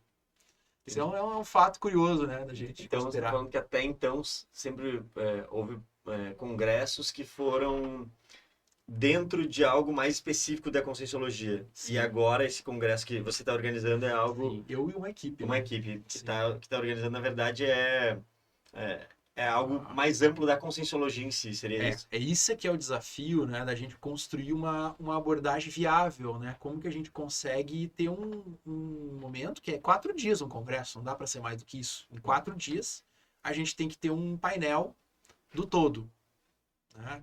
E hoje a Conscienciologia ela é muito grande, os temas estudados, as áreas, né? São 25 instituições, cada uma tem uma linha de estudos diferente. A gente tem 17 periódicos científicos, fora os periódicos, sei lá, culturais ou de divulgação, isso é outra coisa. Não, que tem conselho editorial, 17. Cada um deles tem um foco diferente. Então, na realidade, as pessoas não imaginam, assim, que há uma dimensão, assim, há um tamanho nisso tudo, né? Uma quantidade e tal, uma pluralidade de abordagens, né? Então, assim, a gente, né, essa equipe, né, há uma equipe que trabalha só com a questão científica da Conscienciologia, né, políticas científicas, né, buscando o desenvolvimento da cientificidade, da Conscienciologia e tudo mais. Então, a gente já vem construindo há vários anos para poder chegar nesse congresso. Isso aí foi um processo, demorou, entendeu? Até a gente conseguir. Começou em 2018, eu diria, né, quando foi trazida a temática da metodologia científica como um grande ponto a ser estudado, né, na Conscienciologia, assim. Eu até quero perguntar para você sobre isso depois. Vamos falar. E aí, ano após ano, 2018 até aqui já passou 5 anos, né? A gente já foi, cada ano a gente tem um evento anual que chama Semana Paracientífica, em julho. Cada um desses eventos foi avançando mais um passo para lá.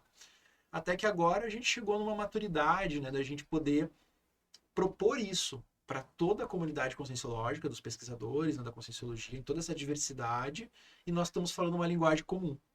Então a gente pode falar, qual é o nosso grande tema do congresso? É a cosmovisão da ciência conscienciologia.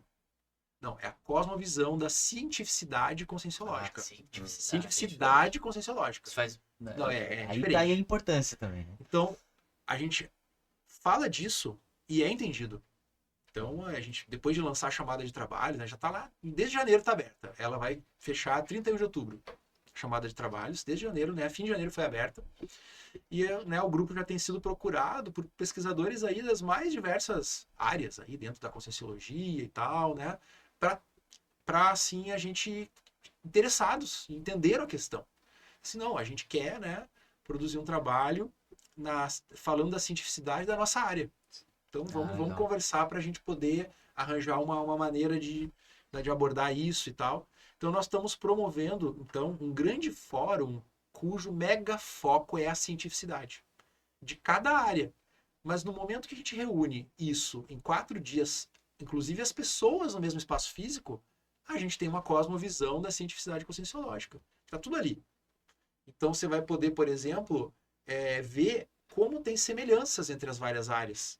Técnicas compartilhadas, abordagens similares, mas tem diferenças de objeto, por exemplo, inclusive dentro da Conscienciologia, ter aspectos da consciência que são bem diferentes um do outro. Então as pessoas vão poder ser especialistas, mas ter a visão também genérica ali, mais ampla da Conscienciologia. Faria sentido, se a gente fizesse uma analogia assim, geralmente os congressos da medicina têm da sua especialidade, ortopedia, enfim, do que for. E aí é um congresso, faz sentido essa analogia ou não? De medicina. De medicina. Não existe, né? Não existe. não tem como. Tão grande Não na existe. área. Mas você pode ter, por exemplo, talvez de grandes áreas. Eu fico pensando Sim. assim, por exemplo, na medicina, né? Você tem Ciências, por exemplo, comportamentais. É. Aí fala de psiquiatria, psicologia, inclusive interdisciplinar, né? Vem gente de neurologia, outras- exatamente. É possível, é biologia. possível. Não, eu pensei, veio para mim essa medicina tropical, por exemplo. Aham. É uma grande área. Você tem É. epidemiologia, Sim. né? Você tem Preventivo, tem muita preventivo, coisa um monte pra de fazer, coisa. exatamente. Então, é como se fosse um campo. Claro que não é mais possível que nem você não tem como. Medicina não tem como fazer um congresso internacional de medicina, não existe isso, né? É porque é muito grande. Sim, As é áreas, já, possível. por si só, hoje em dia, as áreas já estão praticamente. Não, assim como não tem, por exemplo, a Congresso Internacional de Sociologia. Sim. Sim. Eu acho que Eu que só Você tem- ver se faria. Mas assim, é uma analogia. Faz sentido a analogia. Não é viável. ainda é possível a gente fazer um congresso nacional de conscienciologia. Eu não sei como é que Até vai ser quando, né? hoje, né? Vai ser o primeiro, né? 25 a 28 de julho de 2024. Nós teremos aí Legal. o primeiro congresso nacional. A gente imagina uma frequência de 5 anos, por exemplo. Não, de 10 anos a gente pensou até. Aqui em Há Planalto. 10 anos. É porque assim, ó, é um grande balanço da ciência. Porque para você fazer um congresso desse, é no mínimo 2 anos de organização, ou 3 anos de organização, né? Quando Porque que vai acontecer? todo mundo. 25 a 28 de julho de Ah, 2024. Bem. Talvez tenha mais lógica mesmo ser um a cada 10 anos. Porque você já começa a organizar, quando passar a metade do tempo, já tem que começar a pensar, né, e tal, para organizar o negócio. Mas o X da questão é assim, para fazer sentido, você ter uma visão. Qual é o foco de juntar toda a conscienciologia, assim?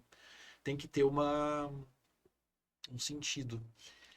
Eu acho, mas Sim. pode ser que venha outras equipes, né, também. A gente está só começando isso, vai aparecer outras pessoas com outras equipes e vão também levar à frente, né? Aí vamos ver o que vai ser. E o Alexandre, eu queria até, assim, tipo, no começo do episódio a gente tentou entender a diferença de religião, qual que é o intuito da nossa abordagem aqui, falamos de seita, falamos também questão de filosofia, diferença de filosofia e de ciência, mas daí, assim, eu entendo que faça sentido para a ciência, digamos assim, convencional, ciência materialista, ter uma certa proteção quando chamam de pseudociência, para não deixar que qualquer coisa vire ciência e entre nesse campo. Sim. E aí eu te faço uma pergunta que é o seguinte, faz sentido, primeiro assim, quando hoje, se a gente pesquisa Conscienciologia, a gente olha lá na Wikipédia, tá lá pseudociência. Certo. E aí, Tá lá. beleza, a gente foi indo, falamos de seita, de religião, de filosofia, e aí, a gente se diferencia de pseudociência, e vou mais fundo assim, faz sentido essa discussão pra gente, ou pode chamar do que quiser, entendeu o meu ponto? Se é relevante. Se é pra relevante gente. ou não, e se é relevante, por que é ciência assim e não outras tantas pseudociências que apareceram e que... Entende meu ponto aqui? Sim. Olha, por um lado, como você mesmo disse, né? A ciência, ela tem a demarcação, né, daquilo que não é considerado ciência. E quando há tentativas de temas, né, ou abordagens que não são consideradas ciência, de virar ciência, a tentativa há esse ímpeto, assim, há esse movimento de rotular, né, digamos, como pseudociência. Que Eu- ganhou uma conotação Não, negativa. a conotação é hoje. crítica, a Pejorativa, conotação é talvez. pejorativa, tá? Mas veja bem, eu não nego que haja pseudociência. Eu não nego que há isso. Por exemplo, eu acho que a astrologia é pseudociência, tem coisas que eu acho que é pseudociência mesmo. E perfeito. E Terraplanismo. Nem sei se chega a esse ponto. Você Não dizer, chega eu nem acho que é nesse Não, dele. é que tá Não, na lista. Tá na lista. Terraplanismo é no campo do delírio. É. Aí já é outro Mas, campo. mas bacana, por exemplo, você Mas falou, tem teorias, tá, né, aí galera? já- Trabalha com mas isso. o que diferencia? Criacionismo é pseudociência, por Pseudociência. exemplo. E realmente, eu queria entender o que diferencia a astrologia que está enquadrada dentro do seu conceito como pseudociência e a consciologia não, como uma neociência, como uma ciência mesmo. Porque Conscienciologia tem um novo paradigma, aquilo que a gente falou agora há pouco, né? Tem um novo paradigma, há toda uma relação com a realidade, há toda uma postura laica, há um desenvolvimento de método científico, né? De toda uma diversidade de metodologias. Então, assim, a gente quer pagar o preço da ciência.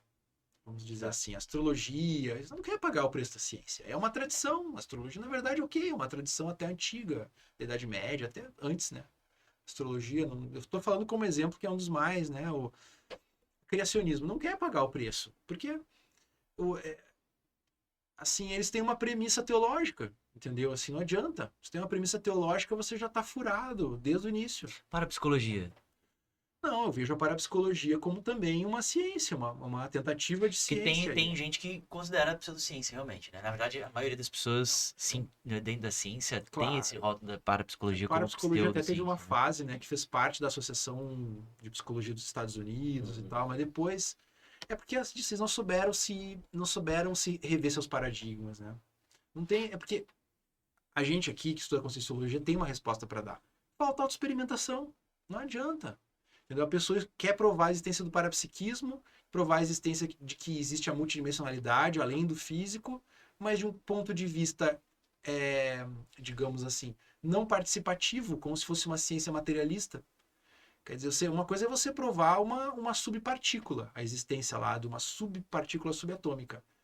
É matéria, Tudo é entendeu? matéria. Agora, chama, né? Ó, porque vê há aqui, uma, a pessoa olha, a parapsicologia, eu acho que é uma ciência, mas só que eles estão fadados à limitação do fisicalismo também. Eles pressupõem o fisicalismo. Por quê?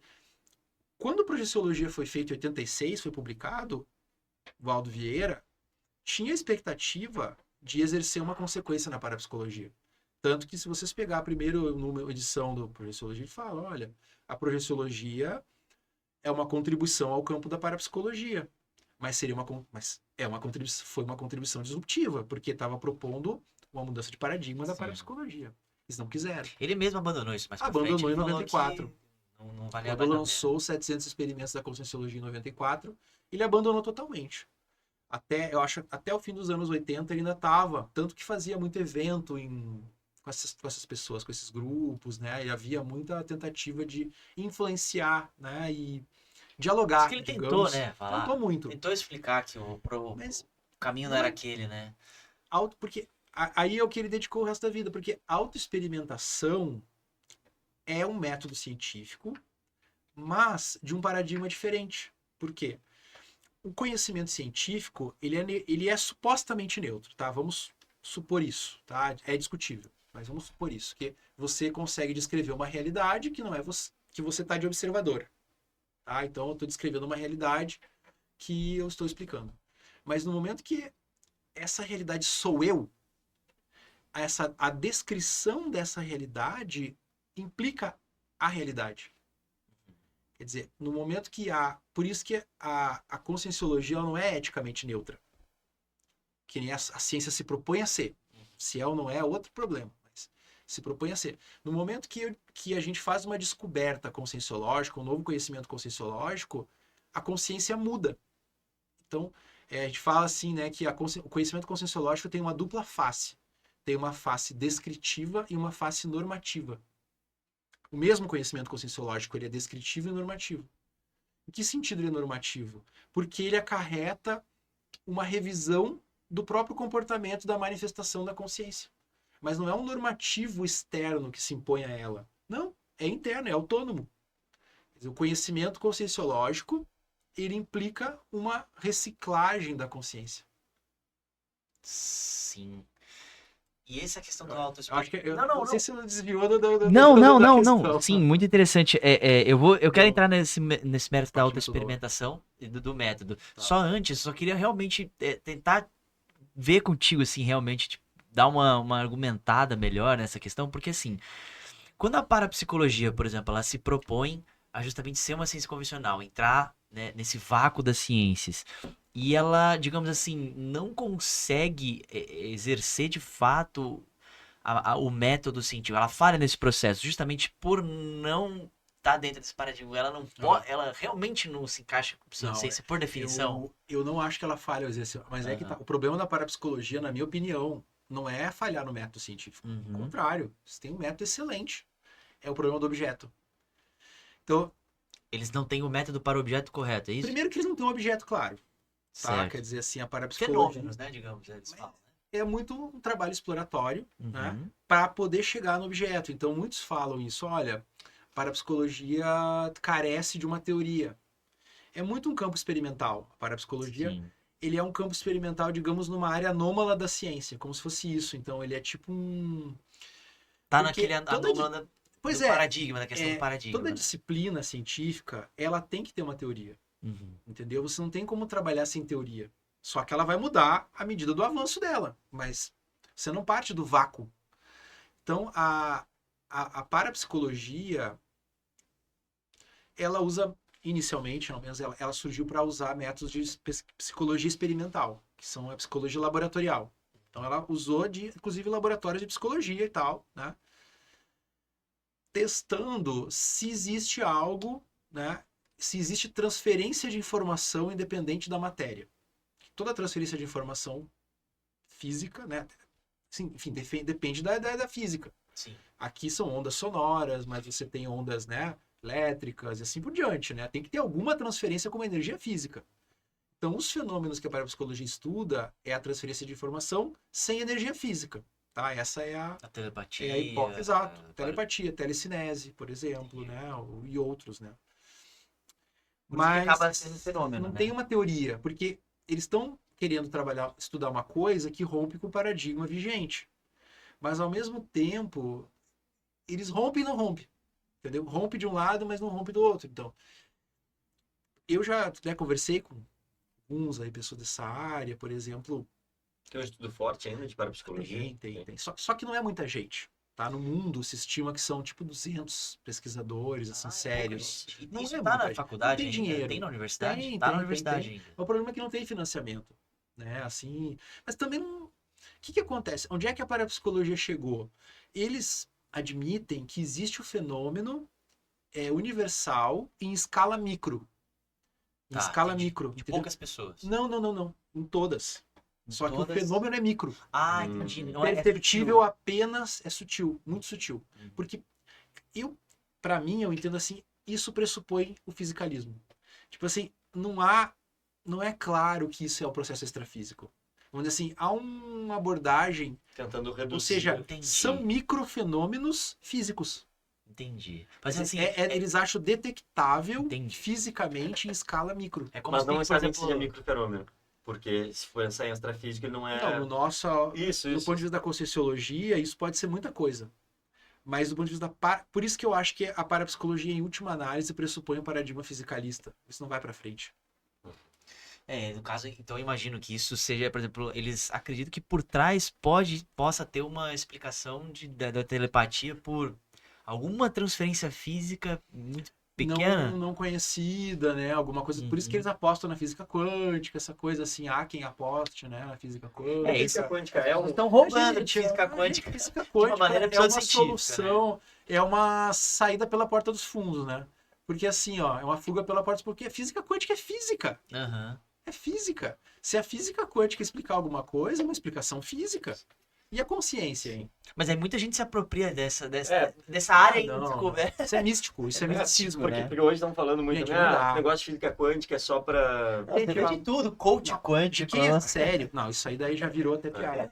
Mas Brincadeira. quem é sério, por exemplo, vejo um grande... Eu acho que o expoente do parapsicologia hoje é o Dean Radin. Né? O Dean Radin eu acho que é um grande expoente, um cara sério. Ele fala assim, olha, não há evidência, que é o que os físicos falam, não há evidência de efeito macro quântico. Física quântica é só microfísica. É numa escala de átomo. Não há efeito macro quântico, não há. Então, fenômenos parapsicológicos, enfim, são macro. Então, assim, digamos assim, pelo fato de que a mecânica quântica tem propriedades que rompem com coisas da mecânica clássica, por exemplo, você tem a questão das partículas que se comunicam, né, à distância, que some de um lugar e aparece no outro, são E que partículas você vai na subatômicas. observação, ela tem um comportamento diferente. Então, por inferência, ou por analogia, isso lembra fenômenos parapsíquicos. Daí A galera eles quer justificar. Aí disso se conclui que a explicação do fenômeno parapsíquico deve ser quântico. Porque na escala macro é parecido com o que acontece na escala micro e quântico. É uma analogia. Não, mas Então tenta um. nada garante, Não quer tem dizer, não relação de causalidade, nada. Né? Assim, pelo é menos uma não tem evidência disso. conjectura. Até hoje, Conjectura. como não tem nenhum efeito macro quântico, também não tem nada de comprovação. Então aí tem muito misticismo, né? O povo acha que a física quântica é uma solução assim para tudo. Certo. E agora nessa questão, vamos lá, do método, né? Só para esclarecer um pouco mais. Eu sei que você pesquisa em relação a isso, você tem uma Sim. proposta de um método. E você falou bastante da autoexperimentação. Experimentação. Existe autoexperimentação na ciência Existe. convencional, Existe. né? Você pode falar um pouco É pra gente sobre controversa, isso? mas existe. Aham. Tipo, Não, é controversa, porém aceita. A é um situação método científico validado. Ou acaba comenta aí. sendo porque ele é efetivo. O que Certo. acontece, né? A autoexperimentação é uma antiga tradição, talvez das mais antigas, na área de medicina, por exemplo.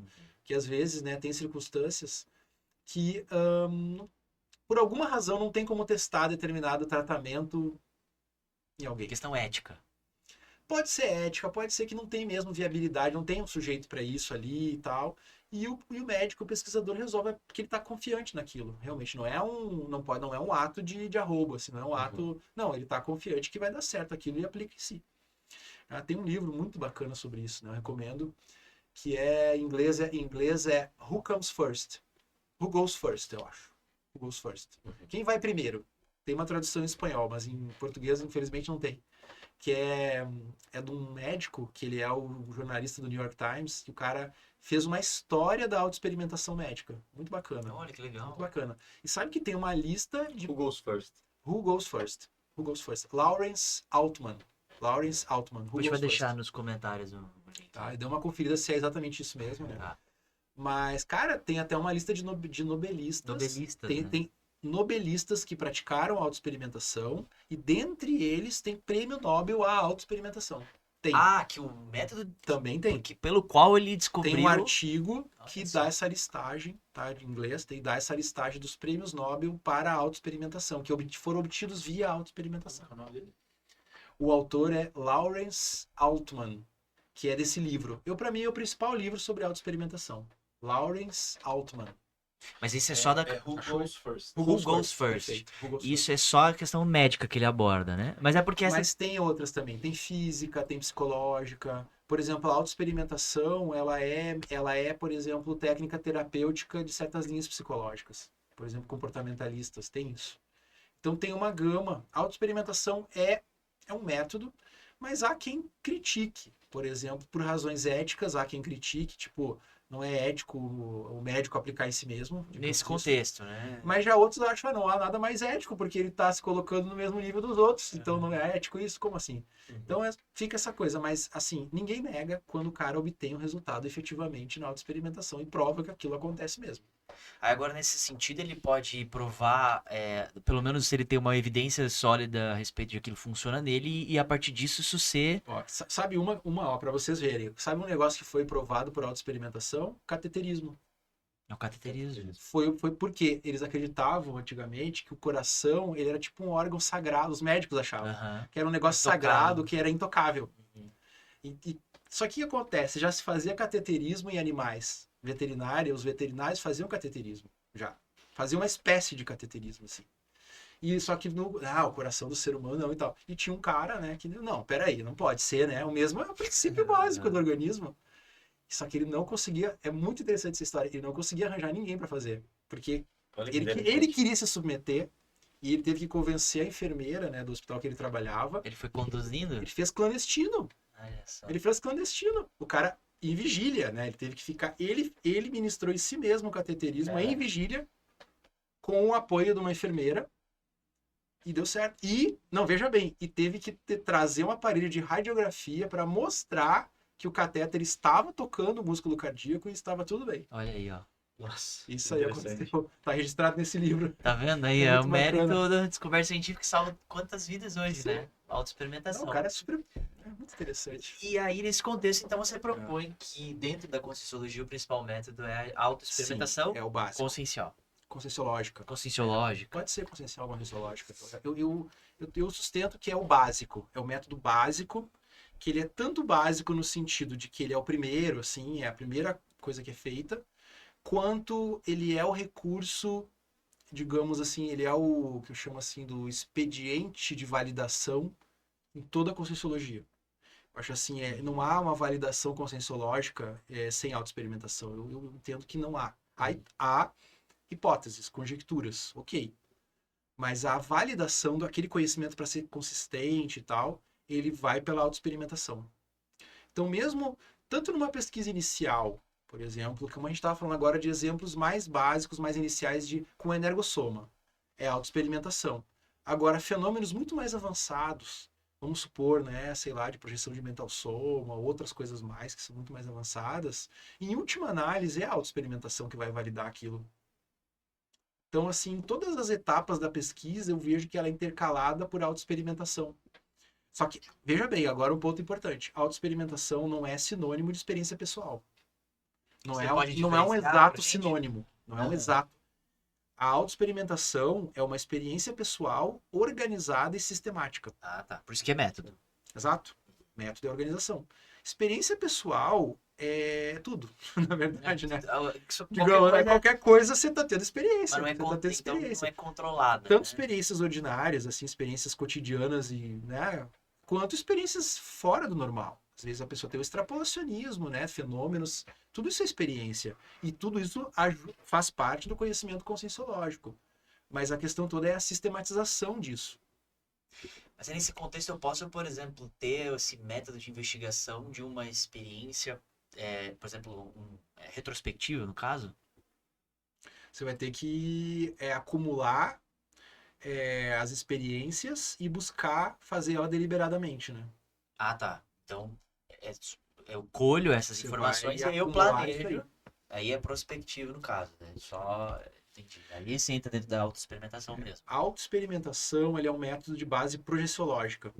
Uhum. Tá? Porque basicamente ele funciona com a fisiologia dos nossos corpos, os veículos de manifestação da consciência, né? Que é o energossoma, soma, o psicossoma, o mental soma.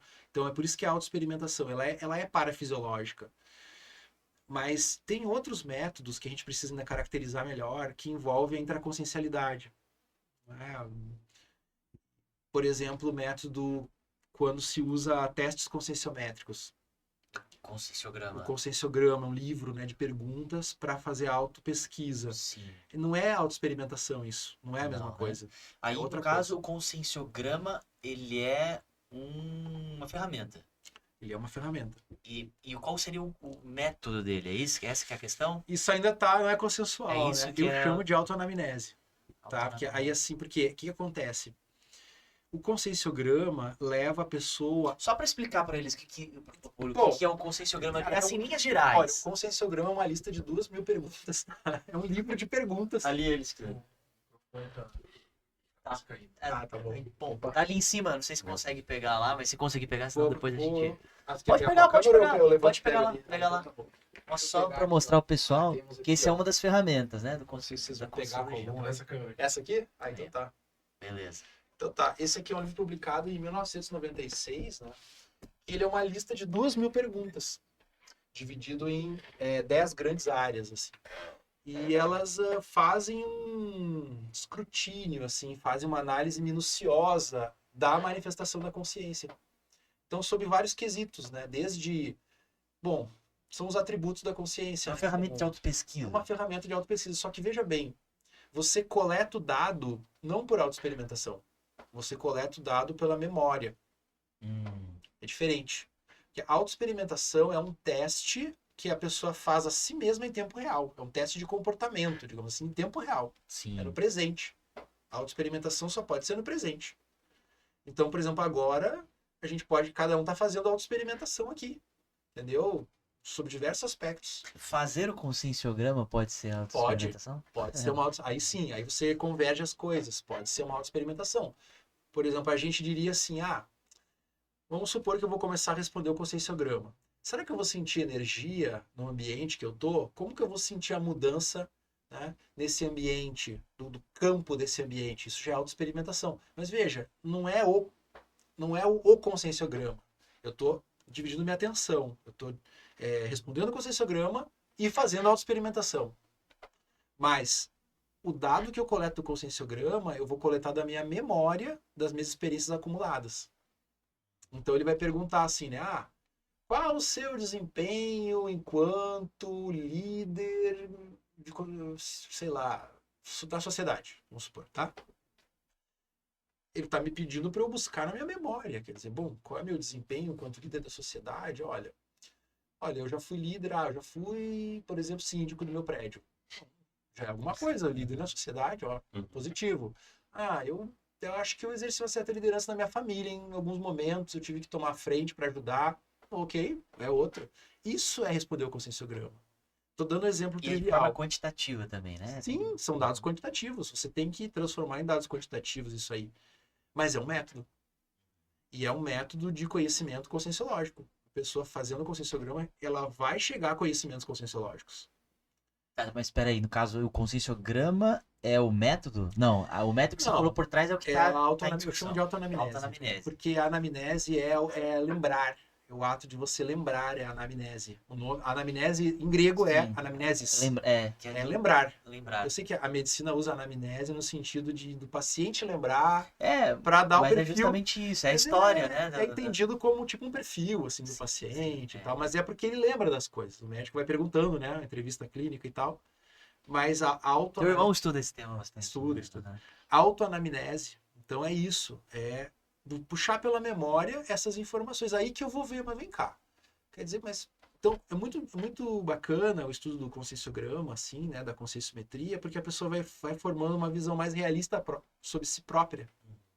Sabe, assim, às vezes a pessoa, seja porque tem baixa autoestima, né, a pessoa acha que ela não faz grande coisa, as coisas que ela faz não tem tanta importância e tal, mas ela vai buscando situações que mostram o contrário. Então ela vai meio que, ou então o contrário, às vezes a pessoa acha que ela tá assim, super, ultra, né, e ela vai ver assim, não, mas tem problemáticas, tem coisa, então há um ajuste. Isso é um conhecimento conscienciológico. E então, aí, por exemplo, tem a técnica, no caso, é questionário. A né? técnica de Então, pesquisa é dá outra. pra Esse é o desassociar. instrumento de pesquisa. Aham. O instrumento de pesquisa é o É o questionário. conscienciograma. É um questionário. um instrumento. O instrumento de pesquisa é o questionário. A técnica de pesquisa é o preparo da pessoa para responder o conscienciograma. Aí a Legal. técnica de pesquisa. Entendi. Agora, Tá. Pode ser, sentar a cada 10 minutos. Mexer com responder. energia, Mexer por com exemplo, energia. esterilizar energia, Isso é a ela técnica. vai se Isso aí, transpor. É a cada um técnica tem de a sua. pesquisa. Aham. Pode ter a sua, ou tem um Pode padrão propor, até, pode ser né? proposto. Pode ser um padrão para isso. Técnica de... E a autoexperimentação, ela é outra coisa com outros dados, outros tipos de dados. Mas eu considero assim, na verdade, tudo isso se junta num grande conhecimento conscienciológico. Então tem uma hora que via a autoexperimentação a pessoa vai acabar entrando em questões conscienciométricas também. Então eu acho que deve existir um grande conhecimento conscienciológico que junta todos eles. Todos os métodos no método conscienciológico. Não sei qual é ainda. Mas, Alexandre, nisso que você falou, talvez esteja um grande desafio mesmo da conscienciologia, porque se a gente parar para pensar, você comentou aí do método da autoexperimentação. Sim. Só que se a gente pensar assim na ciência convencional, a gente consegue, você deu o exemplo do cateterismo lá, alguma coisa objetiva e provar sim ou não, né? Aí, como que, por exemplo, assim, o Alexandre foi lá, aplicou o método da autoexperimentação conscienciológica, Sim. como que isso vai ser validado se foi uma autoexperimentação do Alexandre, sabe? Mas aí assim, são duas coisas, né? Primeiramente, eu vou validar pelo meu progresso em relação àquilo. Pelas Validar minhas primeiro pra reciclagens você. e na primeira pessoa. Tá, Essa é a que tem que ter, para começo de conversa. Agora, aí é que entra a parte da ciência, que é a publicação das pesquisas. Então, não é só uma questão de foro íntimo, digamos, né? A pessoa faz uma autoexperimentação, faz autopesquisa, obtém bons resultados e deu. guarda para ela. Não, você tem que registrar e publicar. Então a gente vai ler os trabalhos uns dos outros, né, daquilo que está sendo feito, e vai replicando aspectos daquilo, ou todo daquilo. O próprio Projeções da Consciência do professor Val. Pô. Aquilo é um diário de autoexperimentação. Claro. Talvez seja o maior exemplo aí que a gente tenha, E né? com Todo- base em várias autoexperimentações, a gente consegue chegar digamos, num senso comum ou numa aceitação em relação àquilo. Exatamente. O Projeções da Consciência, né, foi o primeiro livro de 1981. Ele é o grande modelo da consciência, Ali da também? projeciologia e da Tá ali também? conscienciologia. Acho que tá ali também. Opa, esse aqui é o- Aqui, ó. Essa é uma das edições. Esse aqui é uma das edições, exato. A primeira edição desse livro foi em 1981, né? É o primeiro E de ele todos aí da... Nada mais é do que um diário. Tá aqui até o nome, ó, Diário de Experiências Fora do Corpo Físico. Então é num semestre, né, no segundo semestre de 1979, ele fez um diário, né? Quase diariamente tá ali. O que aconteceu, né? Que horas, como é que foi a saída do corpo, o que ele fez quando estava fora do corpo, como que voltou, como é que ele se sentiu na volta, etc, etc, etc. Detalhado, assim. Pô, todos nós que estudamos projeciologia estamos replicando Uhum. essas autoexperimentações dele. Tem algumas, eu diria, que são experiências e tem algumas que são autoexperimentos. Tem as duas coisas aqui. Ah, tem os dois. Tem. Tem umas que Autoexperimento, foi... ele é deliberado. Né? Ele tem que ser deliberado. A experiência, às vezes, não é que eu estou criticando também, mas também faz parte Claro, da não, pesquisa. claro. É só que você tá dizendo Mas que são coisas diferentes. Você não consegue deliberar uma coisa que você não domina também, né? Então, Sim. assim, tem muita... Na verdade, eu digo até o seguinte, a maioria das experiências que nós temos são experiências. A minoria são experimentos. Mas a gente tem que entender a diferença para poder trabalhar com mais lucidez em relação aos experimentos. E aí, Autoexperimentos. nesse caso, quando a gente tem vários autoexperimentos, então, e a gente tem uma troca desses resultados e uma identificação de pontos semelhantes, né, de convergências, aí talvez seja uma forma de objetificar Claro. a subjetividade. Assim é que vai se formando corpos de conhecimento da conscienciologia. A gente vai publicando, tem aquelas coisas que vão caminhando, né? Que outros vão replicando, vão vendo que funciona, vão aderindo. E assim é que a gente chega, por exemplo, a um tratado, com o passar do tempo, né? Chega, né, a publicações de maior fôlego, devido à autoexperimentação sistemática, publicação também sistemática, de grupo. Então esse movimento ele vai segregando, até chegar a resultados bem mais Esse de é o maior fôlego. a importância aí, no caso, de realmente compartilhar as autopesquisas, né? Sim. A gente tem que... Só que assim, a conscienciologia, o voluntário da conscienciologia, o pesquisador, ele não é um profissional, ele não é remunerado, né? São voluntários. Então, assim, há todo um esforço das pessoas abrir espaço nas suas vidas para conseguir priorizar e fazer isso de uma maneira... Né, também, então isso é bem desafiante, mas é o que tem que ser. Para ter uma nova ciência também, tem que ser por via voluntária mesmo. Né? Como é que a pessoa vai fazer por remuneração, né? Sim. Então a gente precisa estar cada vez mais organizado, né? Cada vez assim, abrindo esses espaços e também valorizar, cada pesquisador de conscienciologia, valorizar a sua contribuição, sabe? Realmente se dedicar a escrever e expor qual é o seu... O que tem ali, né? Você veio para quê, assim, né? Para expor o quê? Qual é a sua contribuição mesmo? E qual o método também, isso é importante. Isso é Né? Eu muito acho que é por importante. isso que você tem, né, insistido reflexão. nessa reflexão. Como que você fez a pesquisa? Isso Tenta dar forma para isso, né? A gente vê que... Porque no início era muito a autopesquisa mais informal, né? De um certo modo, assim. Porque, claro, o que a pessoa quer, ela quer aprender a lidar melhor consigo mesma, então ela vai aplicando técnicas para ela melhorar. Tá ótimo.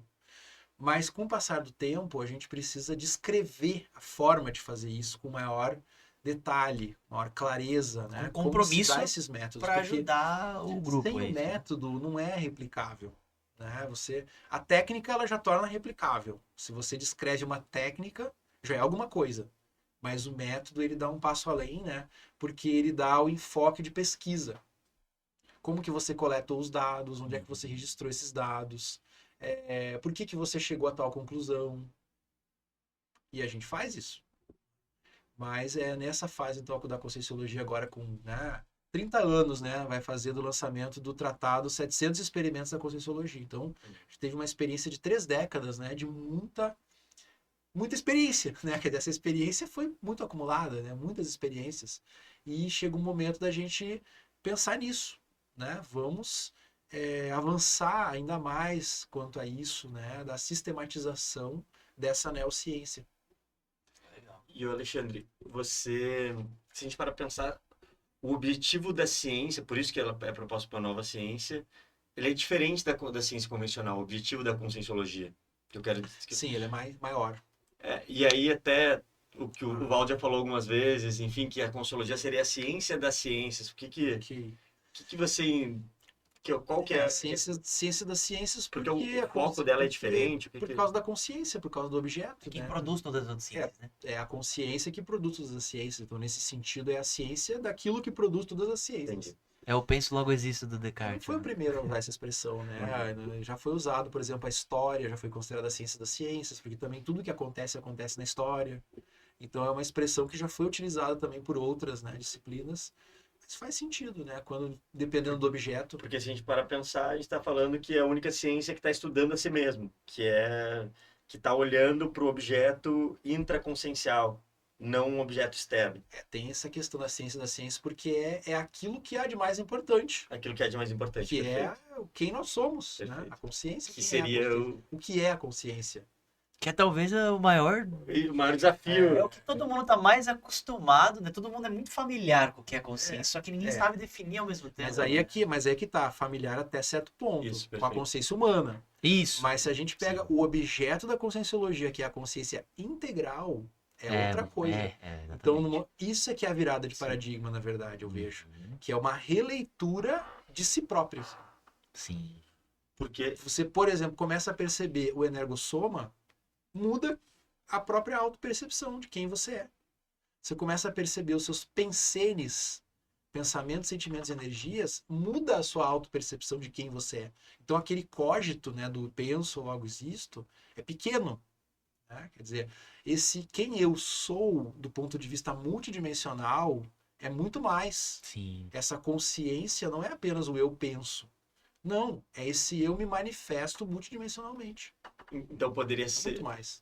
a ciência da ciência porque está estudando algo mais sério, que é algo no sentido de grandes não mistérios, mas algo tão que todo mundo que sempre quis saber, algo nesse sentido. Sim, talvez. você consegue avançar um conhecimento científico nessa área, né? Não é mais uma condição de mistério ou de coisas enigmáticas. Mas você está criando paradigma, quer dizer, já está avançando o conhecimento.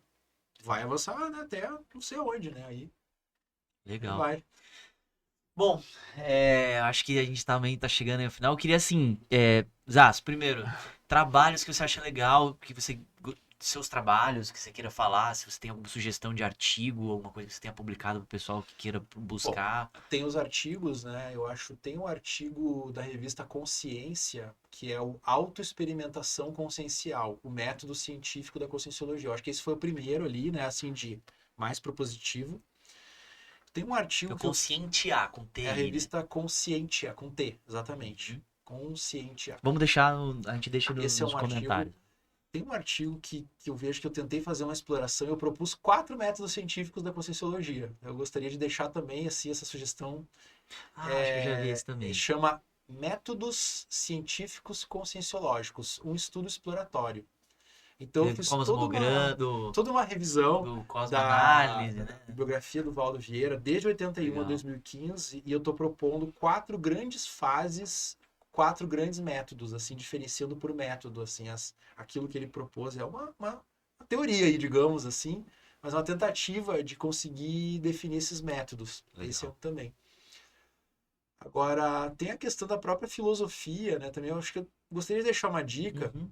Na revista Interparadigmas, né, tem um artigo chamado Filósofos Parapsiquistas e Parapsíquicos. Não, acho que é Filósofos Parapsíquicos e Parapsiquistas, que eu coloquei uma lista lá de acho que uns 200 filósofos ao longo da história que estudaram o parapsiquismo e alguns deles tiveram experiências parapsíquicas, né? Ah, legal. Também eu acho que é uma fonte interessante aí para a gente abordar essas questões mais historicamente. Bacana, muito bom, boas indicações. E se alguém quiser, assim, ter contato contigo, entrar em contato, onde Quiser que mandar um e-mail, onde é que eu a gente encontra, assim? Acho que o e-mail é uma maneira, né, de Uhum. entrar em contato para conversar, assim, né? O meu e-mail é o zaslav.alexandre@gmail.com. Zaslav, zaz.alexandre@gmail.com. Se identifica aí, manda o e-mail e eu vou responder. Beleza. Muito bom, isso aí. E também fiquem ligados aí, toda semana a gente coloca episódios novos aqui, né, no ConsciencioCast, tanto no YouTube quanto em outras plataformas. E, Alexandre, tá de portas abertas aqui no ConsciencioCast pra gente voltar a debater. espero que a gente Também, se vocês volte mais tiverem vezes interesse em aí outras com esse coisas tema. que eu posso contribuir, Tem muita estou à coisa, disposição. tem Não, muita com coisa. certeza, Tô à com certeza. disposição. Muito obrigado, Zaz. de Quem verdade. sabe um dia a gente consegue também trazer pessoas sem ser estudiosos da Conscienciologia para debater interparadigmas aqui, Claro. por que não? Claro. É até um projeto que a gente já Seria falou aqui muito no legal. ConscienciaCast, né? Sim. É bacana. Beleza, Obrigado, então. gente, também pela Bom, oportunidade. então é isso, gente. Muito obrigado aí. Eu agradeço aos Zaz, agradeço quem permaneceu até o final aqui. E é isso. Fica até a próxima semana. Valeu, gente. Abraço.